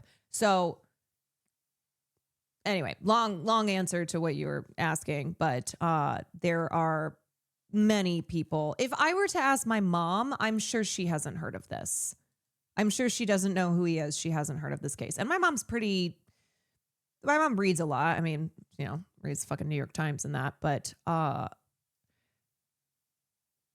there were people in the Diddy case, obviously, who everyone knew who Diddy was, but they didn't know everything else. So certainly the lawyers were hard pressed to find people who had not heard of Sean Combs, but there were a lot of them who didn't know any of anything. The brutal and horrific murder of Celeste, a 14-year-old at that time. These charges include the most serious charges that a DA's office can bring. That is first-degree murder with special circumstances. The special circumstances being lying in wait, committing this crime for financial gain, or murdering a witness in an investigation. These special circumstances carry with it, along with the first-degree murder charge, a maximum sentence of life without the possibility of parole or the death penalty. The determination on whether or not... Very serious charges there coming out of that press conference in Los Angeles. Joining us now, we have Brittany Hope, who is from NBC Los Angeles and has been following this case closely. She joins us now along with Misty Maris, who is our NBC News legal analyst. Brittany, I want to start with you. I want to get into the nature of the specific charges, but I think a lot of people who have been following this case have also been wondering why it took so long to bring these charges, given that it was just described in that press conference as a brutal and horrific crime.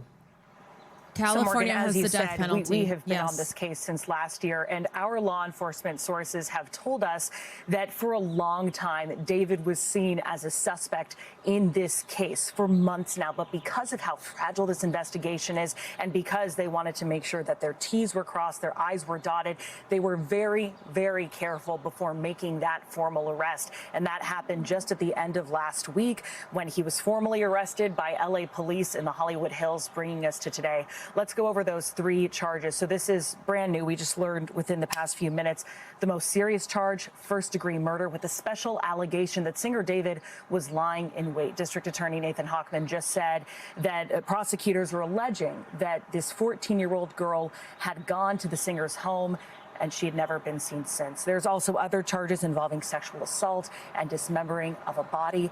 This is just step one. After this, the singer and TikToker will then go to court, and that's when he'll be presented with these new charges. Brittany, thank you. I want to go to Misty now. So, Misty, David was actually the target of this grand jury investigation in February, but he wasn't named as a suspect until just last week. Now we're seeing these charges. What do you make of the circumstances that the DA just laid out? So this was really an unusual way that this case really came to be, because we're talking about a 7-month investigation since last September.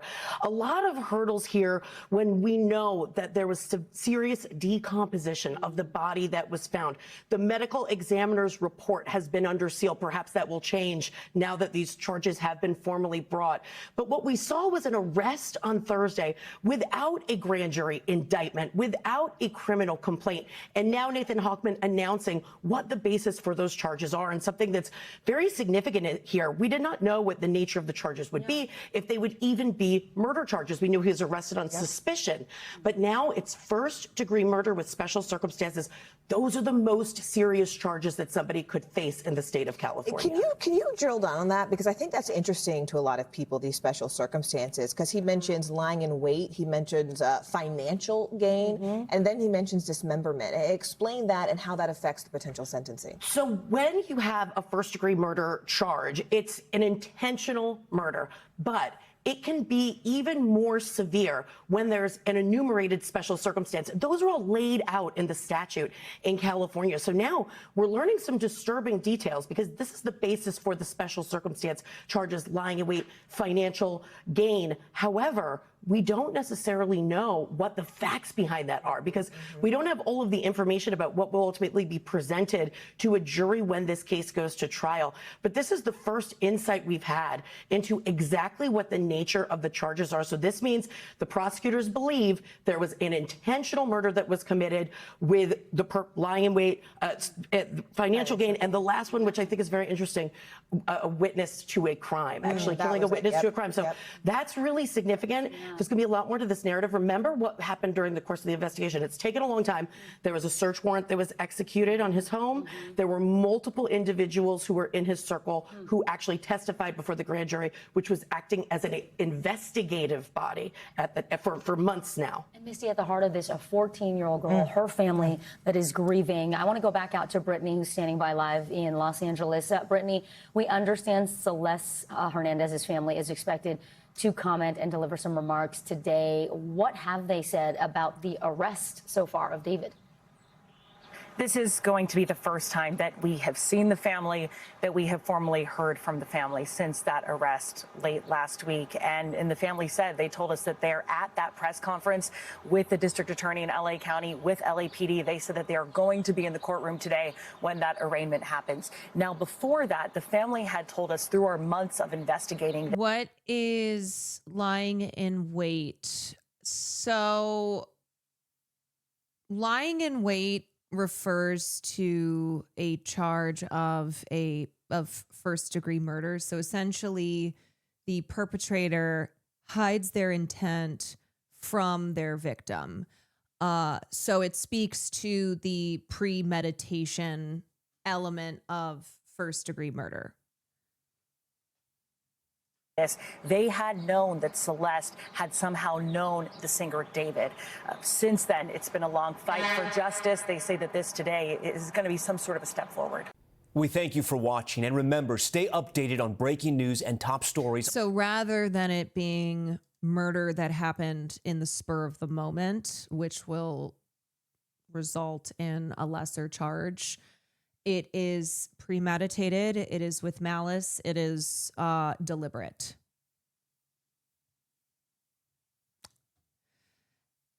I just keep thinking about how obviously a lot of the media and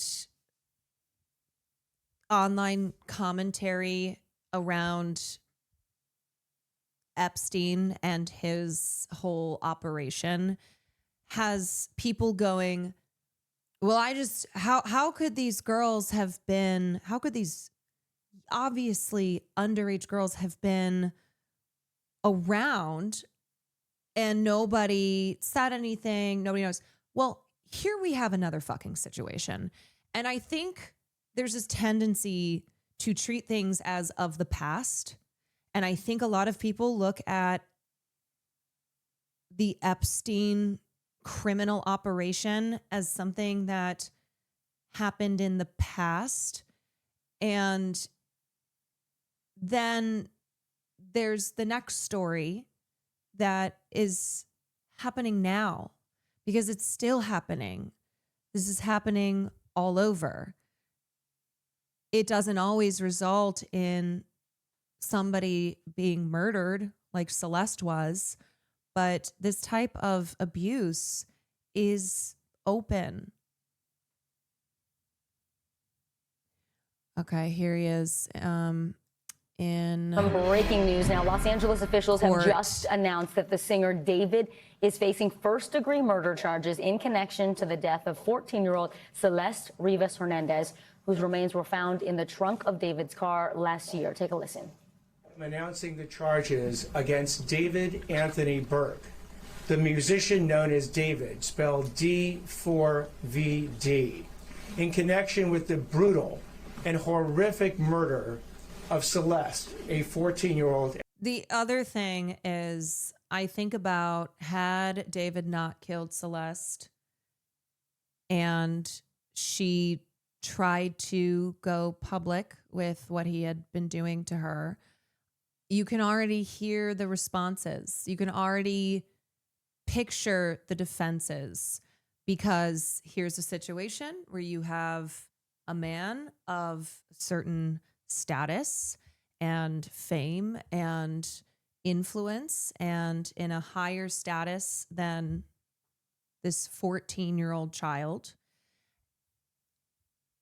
And that's something that people need to recognize. They need to recognize that, okay, they may determine David is guilty, David is bad because a child is dead.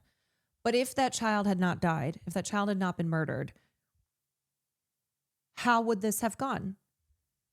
We have plenty of evidence to assume that many people would be defending him, that they would choose him because of his talent, because of his status, because of his position over this girl who had no support in her life, is in a much lower position. at that time. These charges include the most serious charges that a DA's office can bring. That is first-degree murder with special circumstances. The special circumstances being lying in wait, committing this crime for financial gain, or murdering a witness in an investigation. These special circumstances carry with it, along with the first-degree murder charge, a maximum sentence of life without the possibility of parole or the death penalty. The determination on whether or not... Very serious charges there coming out of that press conference in Los Angeles. Joining us now, we have Brittany Hope, who is from NBC Los Angeles. Did I just... Sorry, we just watched this. I meant to show... this one. Sorry, it's TMZ. Calling People versus David Anthony Burke. That's case number 26. You know what it was? It was, for some reason, it was something weird with YouTube where it had the same title of the video. CJC F02399. Good morning or good afternoon, Your Honor. Blair Burke, Marilyn Bednarski, and Regina Peter on behalf of our client, David Burke, who's in custody. Thank you. Good afternoon, Mr. Burke. TMZ is our friend now, only in Washington. When TMZ is not engaging in exploitation of and victimizing people and contributing to misogynistic smear campaigns and these things that TMZ has been plenty guilty of, when they're not doing that, still trash, but at least a better purpose to it. This is Attorney Beth Silverman to the people, Your Honor. Thank you. And counsel, on behalf of your client, do you waive formal reading of the complaint, advisement of rights, including armed forces and veterans' rights, enter a plea of not guilty, denying any and all special allegations, enhancements, and priors? Yes, Your Honor. And you're requesting a preliminary hearing within the period? Yes, Your Honor. From the media reports, apparently there have been 4 months of secret grand jury proceedings. We believe that Mr. Burke is entitled at the earliest opportunity to an open preliminary hearing and the proceedings not be done in secret. So we are asking for a preliminary hearing to be set at the earliest possible date on the 10th day.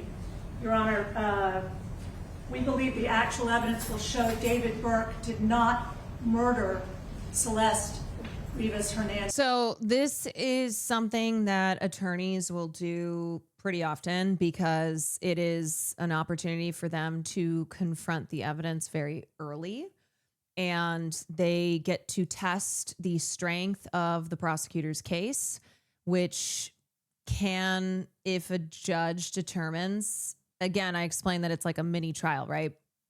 If a judge determines that there's not sufficient evidence to proceed forward, they could reduce the charges or dismiss them.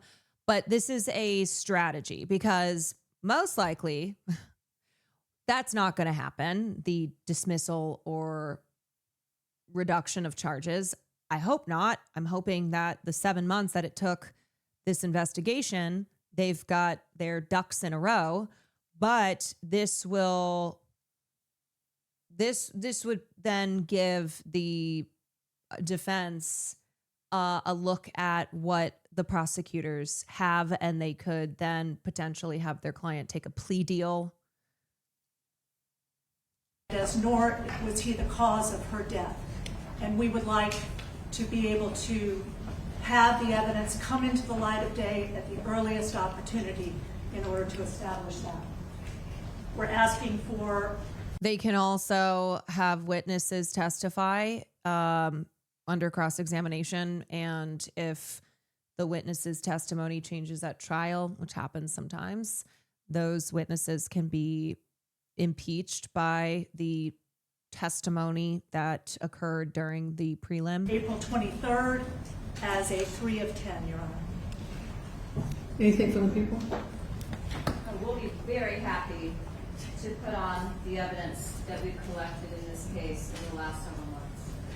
Thank you. So the matter will be set up. She was like, yeah, we're going to get your fucking asses. Plea of not guilty has been entered on behalf of Mr. Burke. The matter will be set in Department 105. Did you see David's father, according to his LinkedIn profile, has been working at Brown Rudnick since March of this year, the same law firm that defended Depp. Oh, interesting. The matter is ordered assigned to Judge Charlene Almeida in Department 105 for all purposes by the judge of the supervising judge of criminal. Yes, Your Honor. If I may just put on the record. Yeah, I hope I explained that this is not a special thing. This is not some like unique move. This is it's pretty standard, especially in a case with charges like this. We have, as soon as the people arrived, delivered a informal discovery request consistent with Penal Code Section 1054. We have been given almost no discovery thus far. We've received a 3-page follow-up report, no autopsy report, and a copy of the complaint. And we would ask the people respectfully to produce discovery at the earliest opportunity. Your Honor, as I've indicated to counsel, there's approximately 40 terabytes of discovery in this case.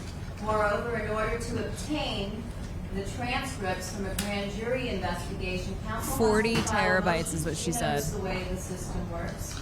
I'm not able to gather those. They have to be provided after the court orders them released because it was an investigation. Second of all, if counsel plans on going to a preliminary hearing within the 10 days, it is unlikely 40 terabytes that of there will discovery. be That's a very lot. much discovery provided within that period, given the voluminous nature and how long it's going to take to copy onto drives. In addition to that, the coroner's report was sealed in this case in order to prevent it from hampering truthful testimony from witnesses that testified at the grand jury. So an order will also have to be obtained in order to get the coroner's department, which is now the medical examiner's department, to release those materials. DDG is also celebrated on this platform, though admittedly he isn't accused of murder, just being an abused piece of shit. Oh yeah. Oh no, I've gone in on that. I've gone in on him. I've gone in on people who are supporting him. It is fucking outrageous to me. Your Honor, it's surprising news given the District Attorney's Office held a press conference this morning where they discussed the cause of death, apparently under seal and not released by the coroner's office, as did the robbery homicide unit to the press. So we would again reiterate, we believe that Mr. Burke is entitled to discovery. We have served the people with notice. They have 15 days to produce discovery in this case. We would ask that they do that in conscientious earnestness and as quickly as possible. I'd ask the court to make an order today. We'll take a copy of the minute order ordering the Department of Medical Examiner to release their coroner's report in this case. Thank you, Your Honor. The court will order that the medical examiner release the report in this case forthwith. Thank you. The matter is set in Department 105, as the court indicated, April 23rd, 2026, as a 3:10 p.m. Anything further? No, not at this time. Bail to stand at no bail. Thank you. Thank you, Your Honor. All right. Well, that is all I have on that. So he was denied bail at his arraignment. And now things are proceeding. He pleaded not guilty to all the charges. And the district attorney's office has yet to say exactly what maximum sentence they are going for. Life without parole or the death penalty, because it is California. BLK Moodin, thank you for the gifted. Zephyr, thank you for the 3 months. All right. Ooh. Okay. All right.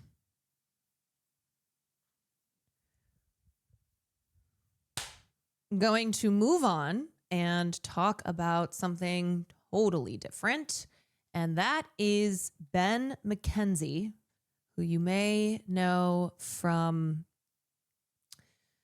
you may know from his acting career.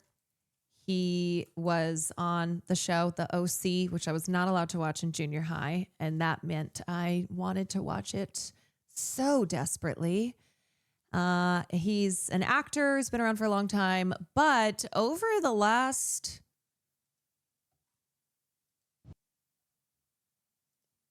5 years, I want to say, this man has become like the #1 anti-crypto educator. He has testified in Congress. He has made many media appearances, and now he has made a documentary. And that documentary is, I think, just came out. Loved him on Gotham. Yes, we got Commissioner Gordon, who is exposing the absolute scam that is cryptocurrency. It is a giant Ponzi scheme. It is not just a speculative bubble. It is not just like something that you don't understand, but there's still merit to it. It's not just like, oh, that's not a great investment. That doesn't seem super smart. It is full on fraud. It is full on a scheme, a grift, a scam. And anyone who tries to tell you otherwise, they're lying to you, or they just don't know. And so Ben McKenzie has become one of like the foremost experts on how crypto is a total fucking scam.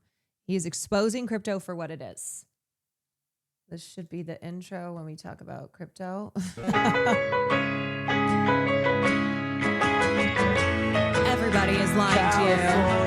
Here we come, right back where we started from, California.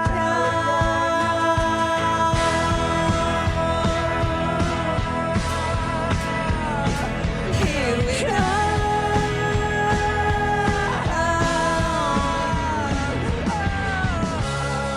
This was one of those shows that when I got older and was no longer controlled by what my mother would let us watch and not watch, I definitely watched this.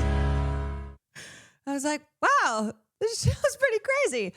Okay, so here is the trailer for Ben McKenzie's new documentary that is out in theaters, and it is Everyone is Lying to You for Money. He pulls back the curtain on the cryptocurrency agency and this culture of hype, misinformation, and speculation that fueled its rise, and also the very bro culture elements of this that ties in definitely to the manosphere. And he talks about that a lot of men who fall into this type of scheme, because it tends to be men who are involved in this crypto world, that many of them are vulnerable, that they are desperate, they are easily ripe for exploitation. It's very predatory.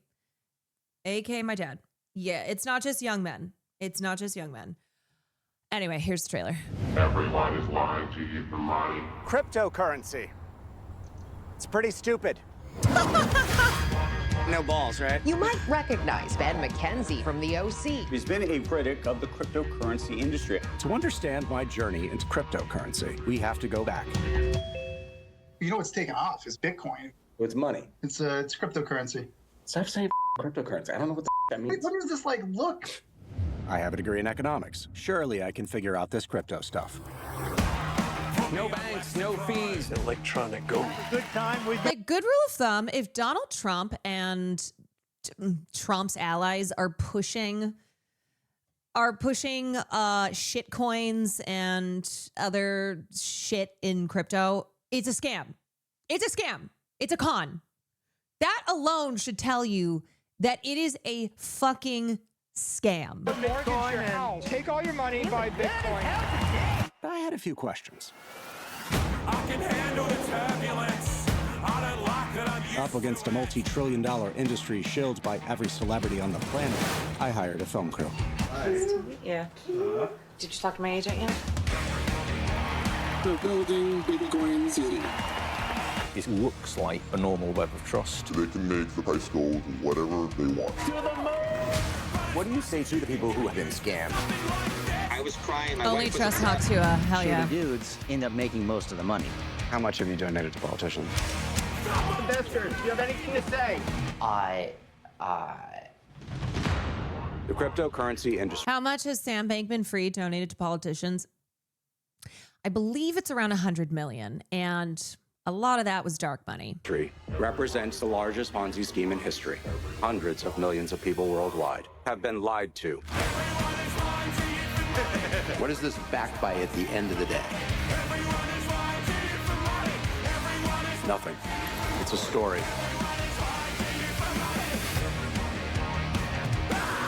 I made a ton of money on it. Yeah, but I don't actually know anything about it. What's the matter, mate? Yeah, it is an entire industry that is built on top of market manipulation. And without that, it could not exist. All right, so let's watch this. Cryptocurrency was once pitched as a path to financial freedom, Some but now 5 it days has ago. evolved into a volatile world fueled by OMG, I want to watch it. I was already reading a review, and it seems like it's pretty razor sharp. Everyone is lying to you for money. A lively, knife-sharp, impeccably researched and reported documentary that answers every conceivable question you've had about crypto and does so in a way that's brisk and funny and illuminating rather than intimidating. Because that's the thing. It's like crypto is also dependent on being an illusion, where most people are like, what the fuck is cryptocurrency? Even people who have gotten into it. Even people like, as Ben says in that documentary, he's like, what? It's why do you keep saying cryptocurrency? What the fuck is cryptocurrency? And so it very much is dependent on the illusion that is built around it. Yes, deliberately opaque so that people don't actually understand the total market manipulation that the industry relies on. Above all, it explains the hidden reason why crypto, after all the media bloviating we've been subjected to about it, remains such a weirdly obtuse and amorphous topic. The reason? Because it's all designed to sell an illusion. The nature of cryptocurrency is that it's meant to seem like a shiny new object, one that's heady and elusive enough to feel just out of reach. That is the secret appeal of crypto and what makes its true believers into something of a cult. Cults are built around magical thinking. And it's what lends crypto a mystique that has allowed its marketers to inflate a viral junk cash phenomenon into irresistible digital snake oil. Everyone is Lying to You for Money is the unlikely brainchild of a Hollywood actor, Ben McKenzie, who wrote, produced, and directed it, in conjunction with his 2023 book, Easy Money, Cryptocurrency, Casino Capitalism, and the Golden Age of Fraud, written with Jacob Silverman. McKenzie is someone who many remember as the heartthrob co-star of The OC, where he played the glam rebel outcast Ryan Atwood. He had a few TV roles after that, co-starred on Southland and Gotham, but in Everyone is Lying to You for Money, McKenzie, now 47, makes winning sport of the fact that he'll never outrun his slightly schlocky youth TV past, and that's okay with him. He still works as an actor occasionally. He's married to the Brazilian-American actor Morena Baccarin. As we see in the movie, they have 2 sons and live in a beautifully renovated Soho townhouse, and he's a very serious dude with a degree in economics. In the documentary, he cuts through reams of misinformation and conducts unshowy but confrontational interviews with finance players who are famous and powerful. He also talks to a lot of people who aren't. He chases the story of cryptocurrency and gets to the bottom of it with such muckraking zeal that by the end of the film, I was convinced he should become a politician. I'm not kidding. He's as photogenic but combative as Gavin Newsom. Seems to have way better politics, though closer in spirit to Pete Buttigieg. Oh, that's not a sign. No. You know what? Let me watch the documentary and determine it for myself, because obviously this Variety reporter is listing off Gavin Newsom and Pete Buttigieg as if those are good things. McKenzie starts off by, does he mean that because he's smart? Does he mean that he's closer in spirit to Pete Buttigieg because he's kind of a nerd? Maybe. McKenzie starts off by plumbing the mysteries of Bitcoin, which was the first decentralized cryptocurrency. Bitcoin marketed itself with a savvy hook, the declaration that there would only ever be 21 million Bitcoins issued. The implication, since the number of Bitcoins wasn't going to multiply, it was the value of an individual Bitcoin that would go up. But here's how Bitcoin really became the prototype for all the crypto delusion that followed. The The new currency would operate kind of like a stock. People would trade it, the value would fluctuate, except it wasn't tethered to a company that made actual goods. It presented itself as a kind of bank, except it wasn't a bank. And here was the insidious part, the very 21st century part. It made you feel like you were joining a rebel movement. Yes, the way that they marketed cryptocurrency as now the playing field has been leveled.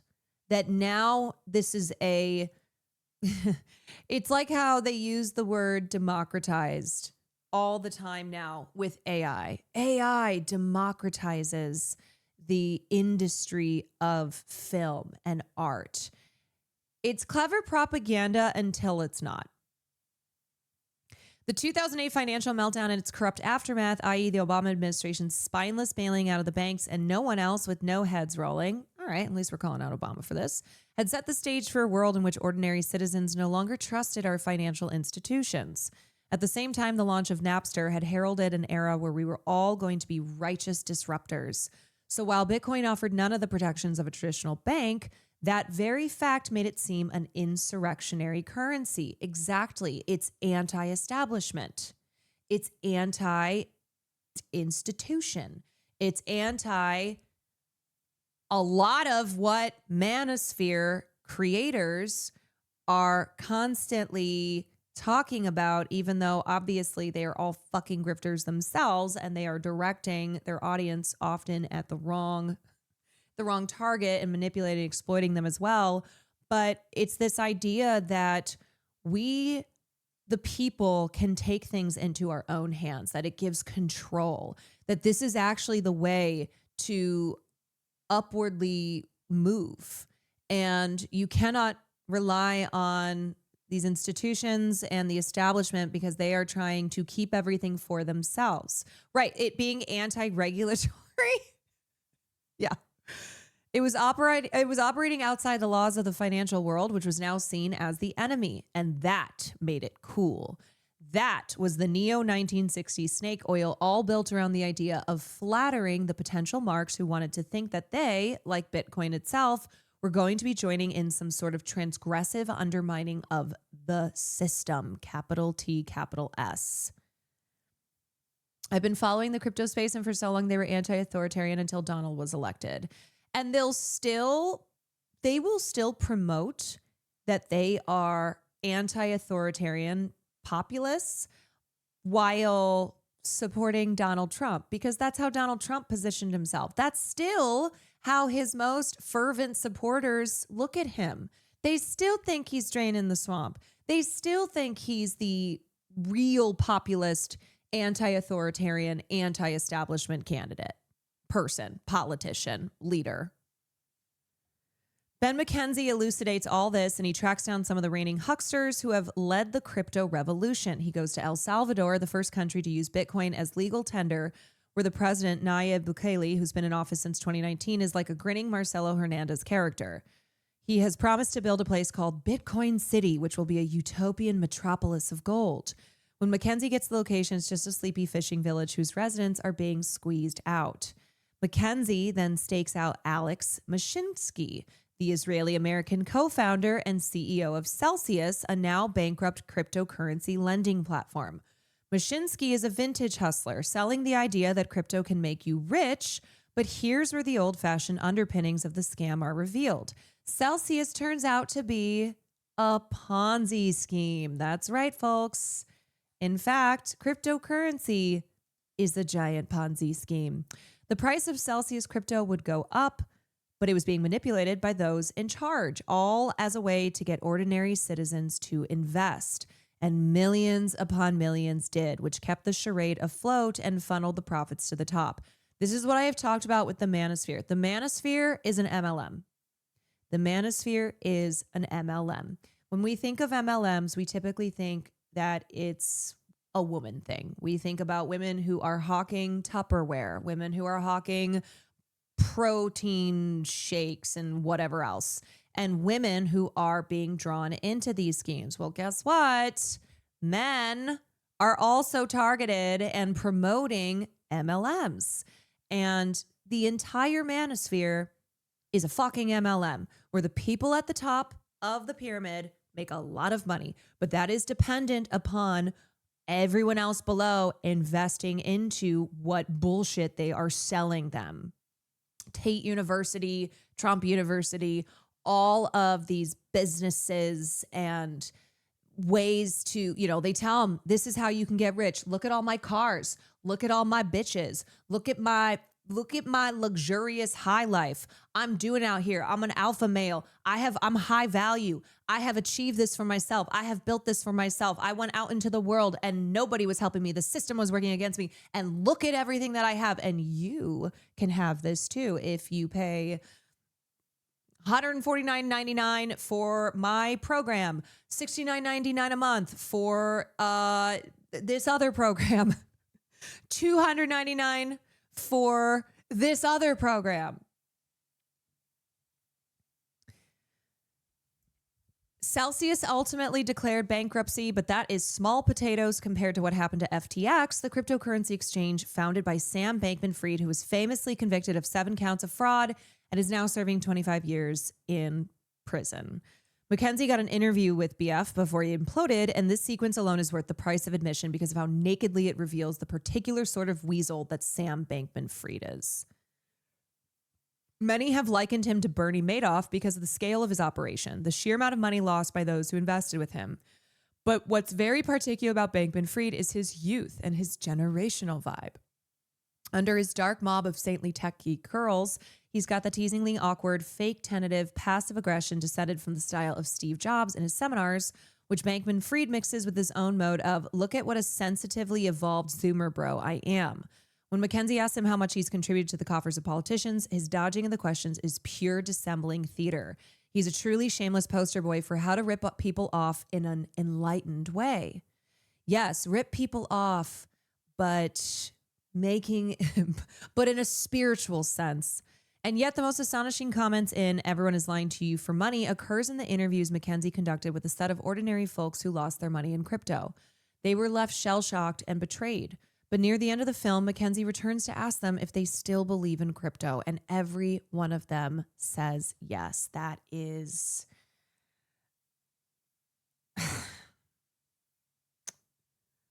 that is a cult. That is a cult. They may have gotten sucked into fraudulent dealings, but their faith in the crypto dream remains undiminished. Everyone is Lying to You for Money captures a brave new world where the snake oil salesmen believe their own hype and where no one lies to the victims as much as they lie to themselves. Hype, misinformation, and high risks. In his feature film directorial debut, Empress Everyone Grinch, is thank you for Lying the to 8 You months. for Money, actor and author Ben McKenzie pulls the curtain back on the industry. Let's take a look. I have a degree in economics. Surely I can figure out this crypto stuff. No banks, no fees. Electronic gold. Good time with your Bitcoin and take all your money, buy Bitcoin. I had a few questions. Our Ike Ajachi sat down with Ben to discuss the film. Joining us now. I work with a woman who has a shirt with some crypto guy on it. I asked her about it. She said she lost a ton of money to him, but still likes him as a person. At that point, because here's the thing, there are people who lose all their money, who become financially destitute, and that is what wakes them up. There are others who don't. And at that point, it's like, what the fuck do you even say to people like that? What can you say to convince them that this is a scheme and the people who are pushing this shit, who are making a lot of money off of it, are schemers? I don't know. Now is Ben McKenzie. Pray for them. Intro, I don't know. Thank you. Thank you. Bammer TV, thank you for the 9 months. It really is fun. You know, I was saying that it pulls you in first and then it kind of switches on you. You know, I love Yeah, there's a lot of OC jokes. Yeah, so, you know, for people that want to make fun of me, you know, or celebrate me as a former teen idol. Yeah, there's a lot of fun, man. We used my trip down the rabbit hole to tell the story, and I'm just so excited for people to see it. Right. And back to that, you do mention a lot that, you know, obviously you were from the OC, but, you know, we know you as an actor, but this kind of turned you into an investigator. Yeah. So what pulled you into the world of cryptocurrency? Well, it was the pandemic, and I couldn't practice. Showbiz was on ice. There was no acting work to be had. And a buddy of mine came to me and said I should buy Bitcoin. But this buddy had given me terrible financial advice before. He's in the film, Dave. I love him. Hopefully you will love him too if you see the movie. And he said, you've got to buy this stuff. And I said, Dave, I'm not going to do that. But I am interested I have a degree in economics as an undergraduate. And I also love true crime. I've always been a true crime junkie. And crypto my favorite subgenre of true crime is what I like to call stupid crime, where the criminals are just like obviously committing crimes. Right. And then like turning on each other, kind of Coen Brothers-esque crime. And it felt like crypto had a lot of that. So that really drew me in. No, and you also... I think that's what's so hard is that it is definitionally stupid. Everything is so stupid applies. And it's hard. It's so... I get how people get drawn into this. I understand. But it is still hard. It is still hard to reckon with how people do not see that these people are full of shit. They're so full of shit. And they're so goddamn cheesy in their t-shirts and their chains and like jumping around on stage. Elon Musk, but pretty much. You know, it's like, it's actually not cool. I get that they have tried to build out this veneer of coolness, but it is so uncool. Not my apes. I don't understand how people can know about pump and dumps and still think they should buy the coin anyways if they should get in on the pump and dump action. I don't know. It's like, how many instances do you need, especially when it's like some fuck ass influencer of the likes of Logan Paul? You can't trust these people. And how many times have you seen the rug pulls? How many times have you seen these pump and dumps?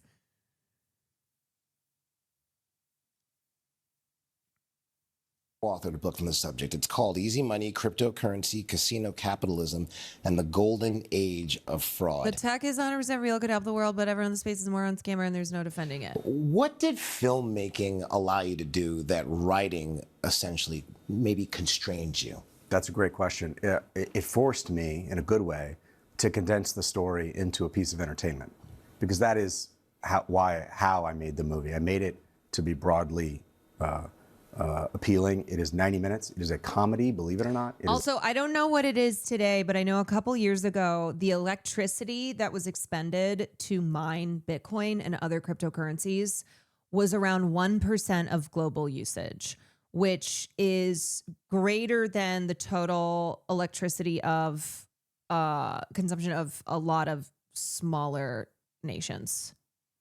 I don't know what the number is today, but like that was a couple years ago, and that's horrible. I think there's a lot of people in the crypto cult that actually know it's a scam, but they still think they're smart enough to sell it off to someone even dumber than them. It's not about standing last in line. Yes, it's a part of pyramid schemes, right? Where there are people who catch on, but for some of them, they're too deep in. So they're like, okay, well, I have to turn around now and exploit other people. That's the way that I'm going to make it here. It's about not being last in line. Yeah. Everyone thinks they can outsmart someone else. I think that visual of not being the last one in line, not the last one holding the old maid card, is correct, because we were just talking about this too with this new-ish MLM in the TikTok content creator space, where it is specifically targeted towards stay-at-home moms who are looking to make money, have something to do with their time, feel a sense of purpose. So they're being pitched like, be a content creator, except it's not about like having content. It's about just being a content creator. And if you buy this program, this will teach you how to, in a month, start making X amount of money and be a successful content creator. And at a certain point, obviously, some of these moms who get into this realize that they're not actually making money from content, because they're not really content creators. They have nothing of content to offer. So instead, they start offering programs. They're like, oh, hey, Chaos Mama, Here is a way for you to grow your TikTok following and start making $10,000 a month. And you can still take care of your babies and still take care of your husband, but also be a working girl. And then they'll offer a program as well that you can buy. The comedy. It stars me and my much more famous wife, Marina Baccarin, from Deadpool and all sorts of other things, and Gerard Butler did a cameo. And most of the crypto bros aren't smart enough to pull it off. However, me on the other hand. Interview with Sam Bankman-Fried before he was indicted for fraud and related charges. What stood out to you the most from your conversations? How empty it all was. You know, he was pitched as like king of the world. He was one of the 100 wealthiest people in the world, according to Bloomberg, and he was, you know, this like brilliant wonderkind person. That was his public image. And then I sat with him, and he's like this young guy in a t-shirt and cargo shorts, hair all askew. That's all fine, but he can't answer simple questions like, what does crypto do? Like, what's a good thing that it does? He gave an answer. I went back at him with evidence contradicting it, and he was like, yeah, it's not working that way now, but it will in the future. And none of the answers were satisfying. You know, it was an hour. We cut it down to, it's only 6 minutes in the movie, but you know, we got I think the essence of the conversation across, which is it's unsettling. Wow. Unsettling. And the unsettling part, I mean, you also spoke to a lot of victims of crypto fraud. What did the human cost of this whole thing reveal about the industry? That the industry doesn't care about the human cost. They just are going to keep selling the story. You don't see them talking about people that have lost money in crypto.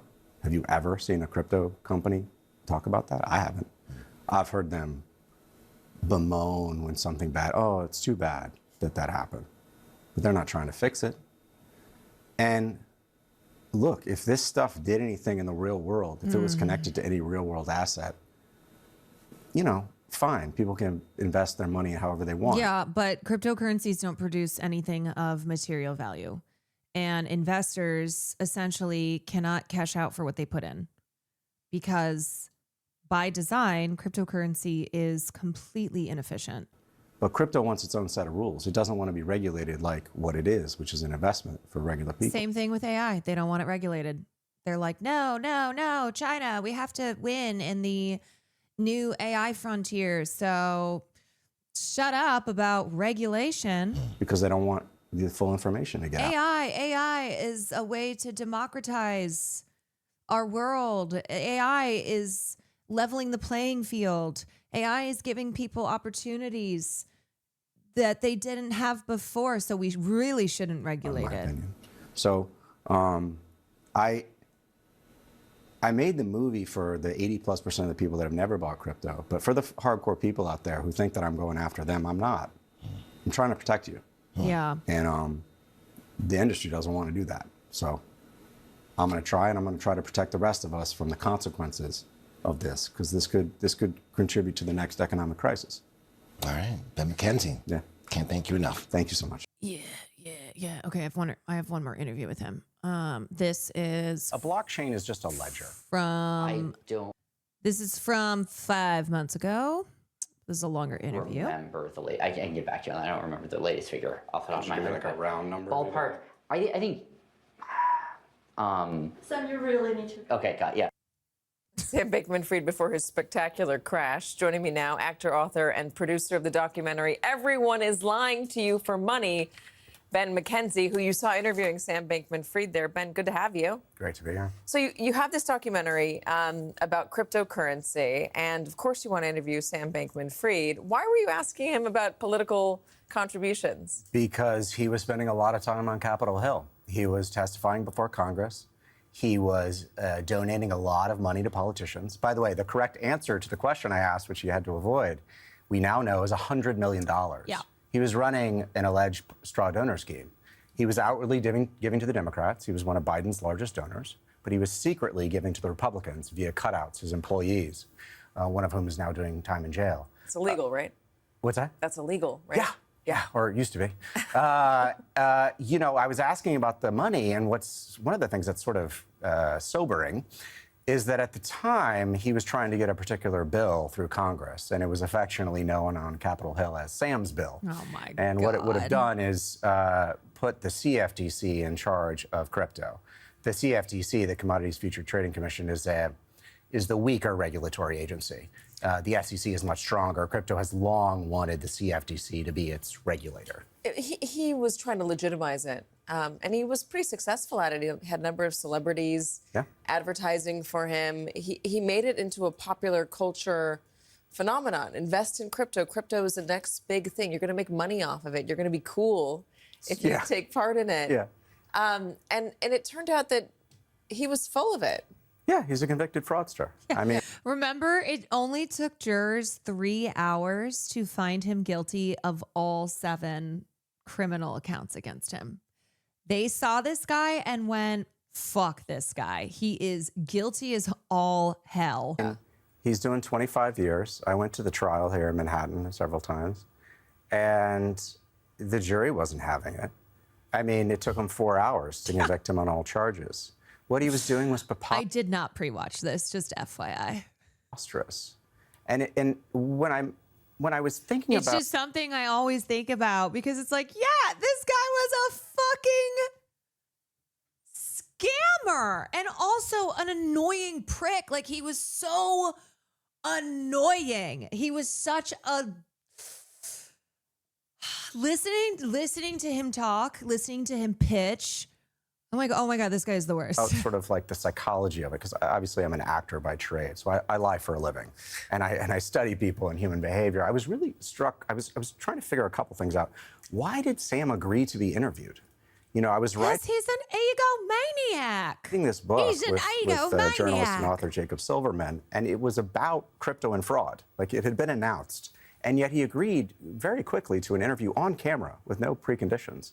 And I was thinking, that's a pretty bold move if he's doing what I think he's doing. I didn't know exactly what he was doing, but I was drinking from a mug that said fraud investigator, so I had some idea. He was rationalizing his behavior. This is the sort of the psychology of fraudsters. There's 3 components that fraudsters need to have: need, opportunity, and rationalization. And he was able to rationalize his behavior. I bet you if you go to Sam now in prison, he still believes. In fact, I do know. Yes, whoever mentioned Tom Brady, FTX paid Tom Brady a shit ton of money. And he really didn't do much. It was like what, 50 something million? And Larry David, yeah. All the crypto Super Bowl ads. He still believes he's on it. Saying that he was trying to do good. I mean, you amount. had that with the other CEO of Celsius saying that he was trying to do good. Everybody that... If you ever get the chance, listen to Behind the Bastards episodes on SBF. I love Behind the Bastards. that you profile in this documentary, who has launched a cryptocurrency coin or platform, they've all said some version of, I want to give back to the community. Yeah, and that's Megan, such an thank you for the effective 17 con man months. tactic, right? For Because me, they're convincing themselves of it as well. Exactly. You know, in some sense, fraudsters are the ultimate method actors, right? They really have to commit to the bit, because otherwise it would be very painful, right? Most of them are not, I don't think, full sociopaths where they can sort of say, oh yeah, I'm actually, you know, screwing these people over.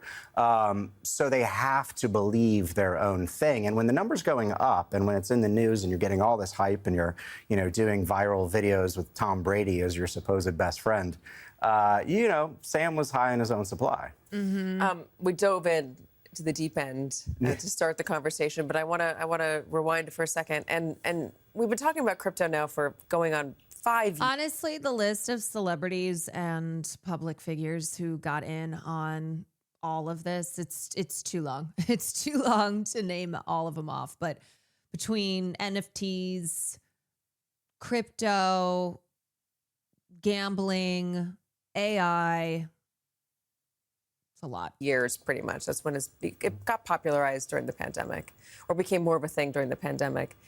But there are a lot of folks out there, and I'll include myself as one of them, who still don't really understand it. Yeah, that's the point. Can you give me the basic answer of what crypto is? Sure.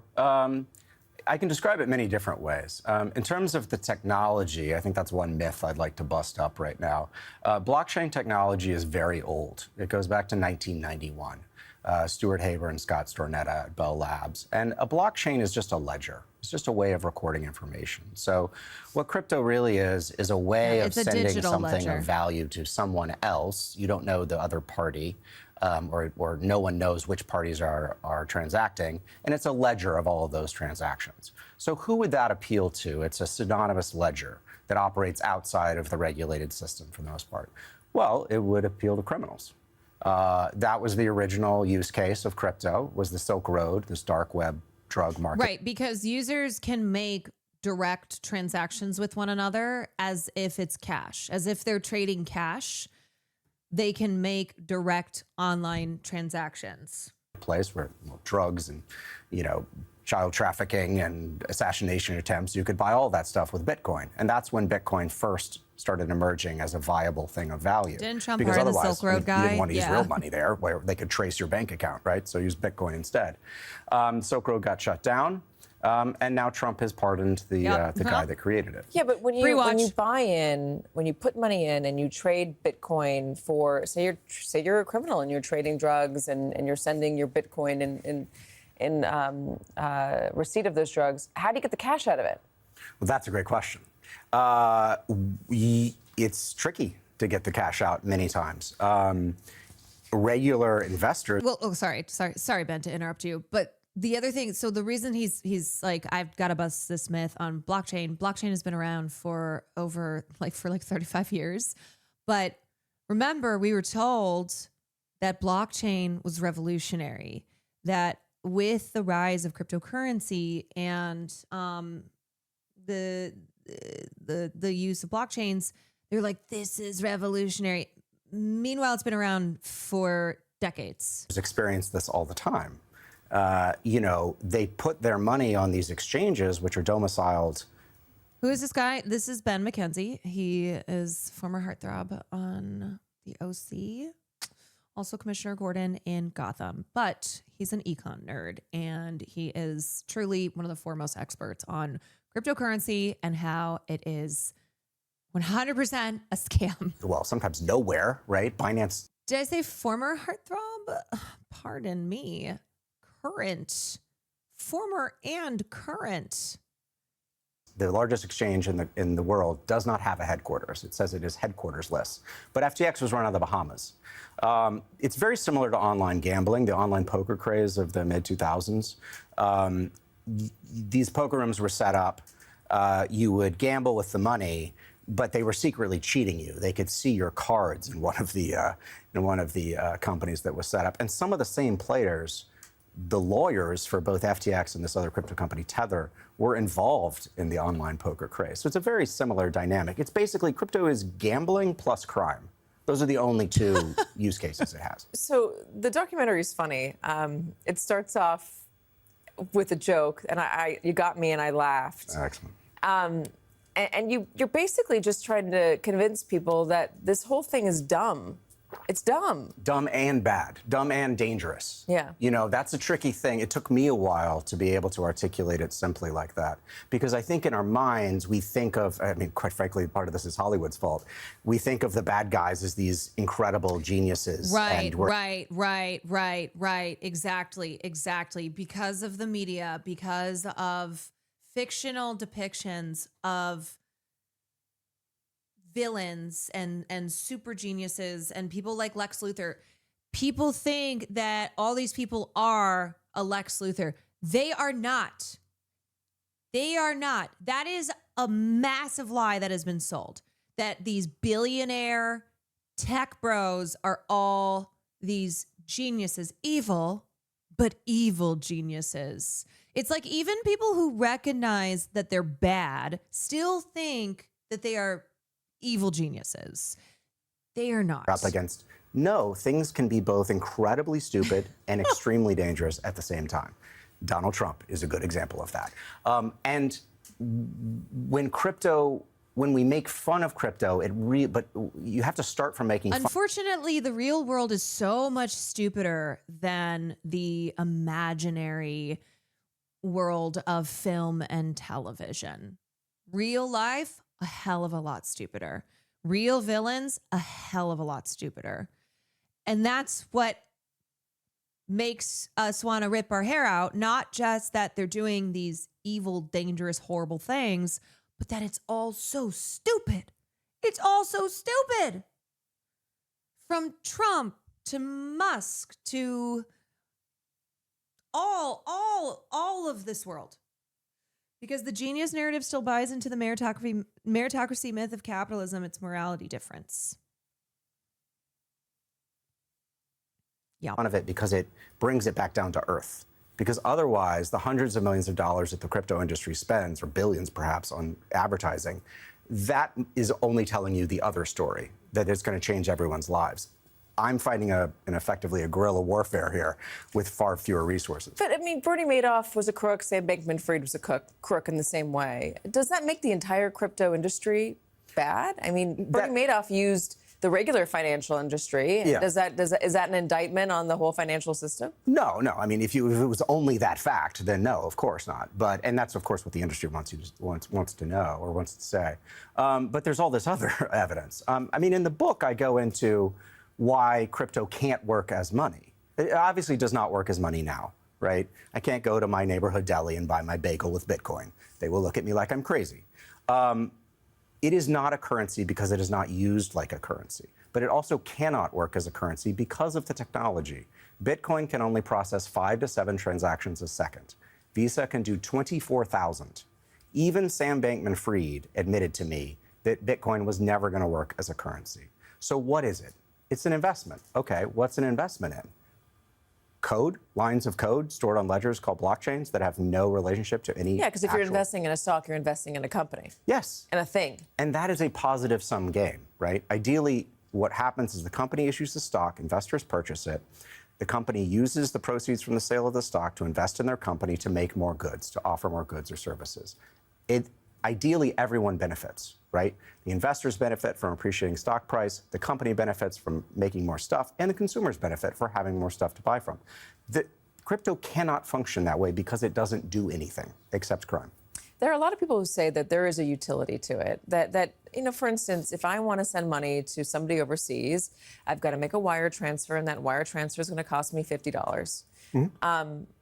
And if you're doing it by crypto, you don't have that same fee. You're not tethered to the banking system in the way that you are now. You're not forced to pay them for a withdrawal. You're not forced to pay them for a transfer. Is there a utility to it? Have I don't know, countries use this as a way to keep more money at home? Yeah, well, that's why I went to. Sorry, guys. I promise I am not checked out.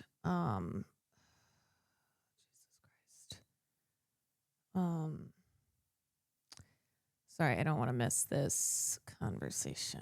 I just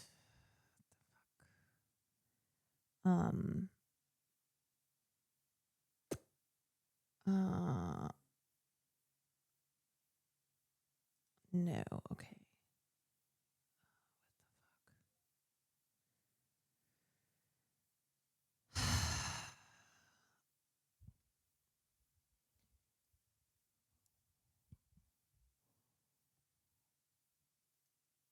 El Salvador in the movie. El Salvador was the only country trying to use crypto as real money. And if that argument worked, if the argument that you could send money overseas via crypto seamlessly, if that worked, it should have worked in El Salvador because a quarter of Carol's checking her crypto wallets.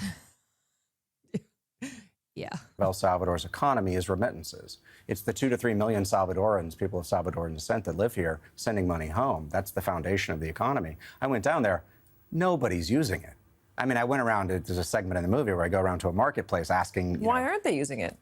Because it's a cash economy. I mean, people are making $400 a month. That's the average income, and it's dollarized. A lot of these people don't have bank accounts, right? They're going to buy some app and learn how to use. Sorry, I have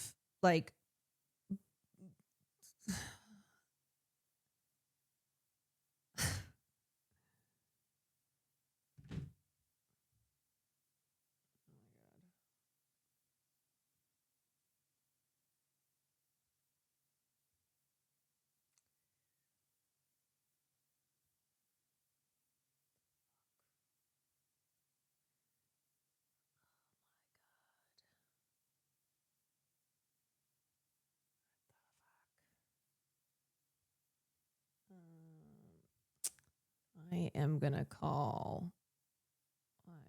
Gotta make a call. Gotta make a call.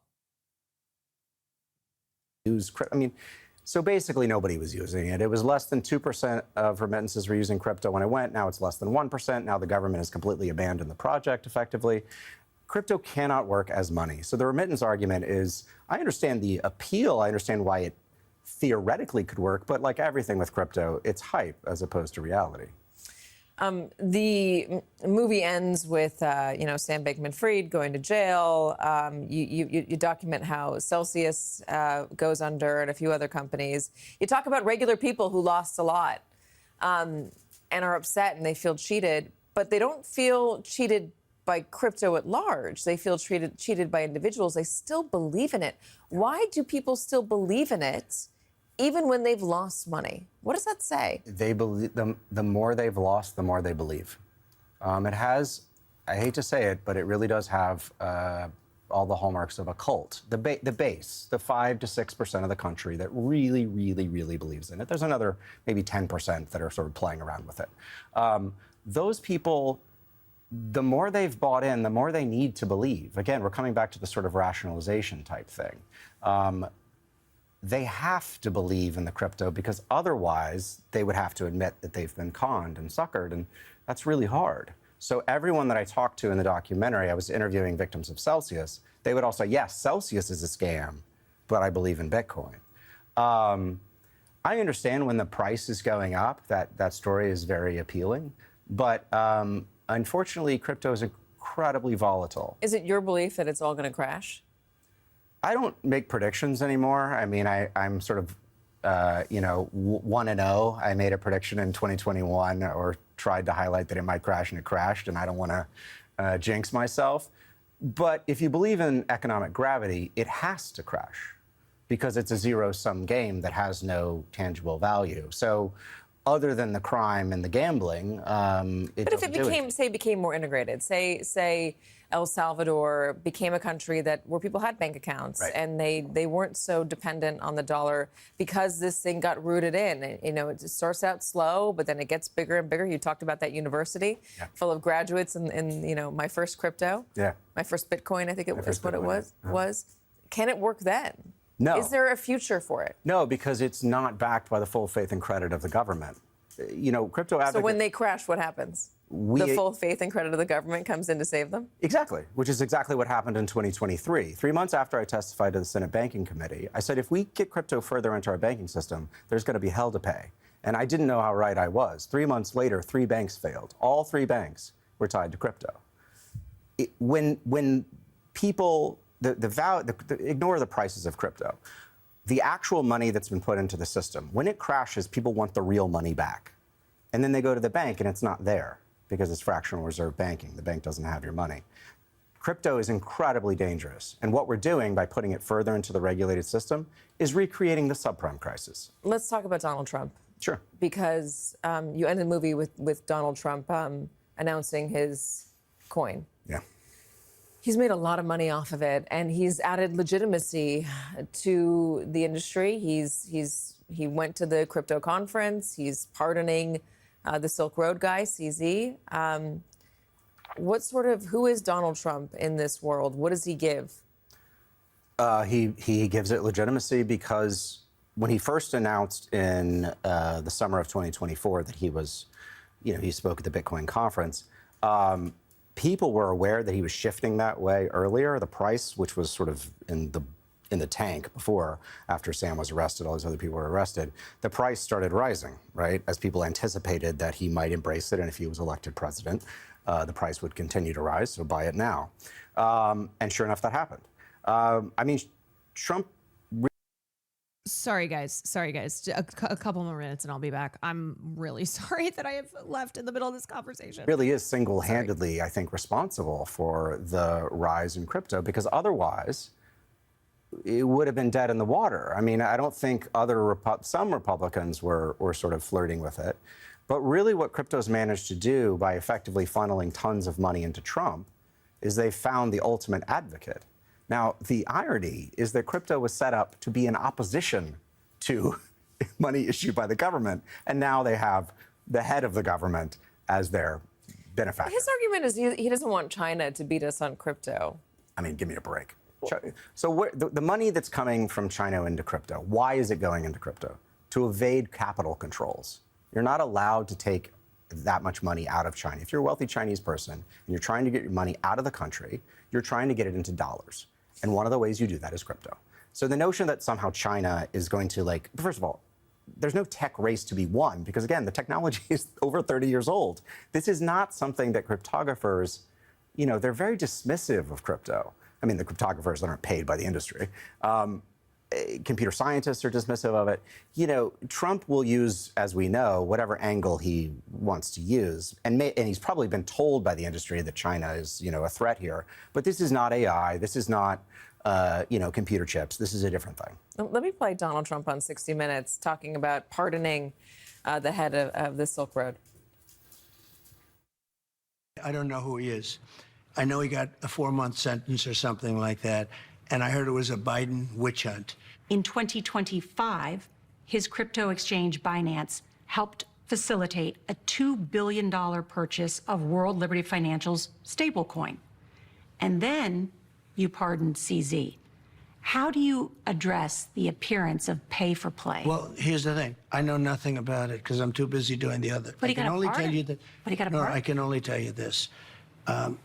My sons are into it. I'm glad they are because it's probably a great industry. Okay. I'm so sorry. I could keep playing this video, but I think it's going to just cause me anxiety that I'm not sitting here being a part of the conversation. I gotta go. I apologize, but I have to go deal with some bullshit. So I am really bummed because I wanted to have fun at the end of stream to celebrate 420. So that sucks. I'm really mad. There will always be 421. That is true. That is true. All right. I am sending you, well, I'm sending you to Will, but he's helping me right now. So he's watching Roll for Democracy. So sorry, I'm sending you to him, but he's also not there. But shit, I'm not going to be, maybe I'll try to go live in the morning. I don't know. Cause I have this pickleball tournament tomorrow, so I won't be live tomorrow night. I'll figure it out. Okay. I am sorry, y'all. I am sorry. I am so pissed that I have to end stream right now, but I will see you next time. We'll finish this. We'll finish this next time. There's always 422. That's true. Okay. Mwah. Goodbye. Thank you so much. Hearts to y'all. See you later.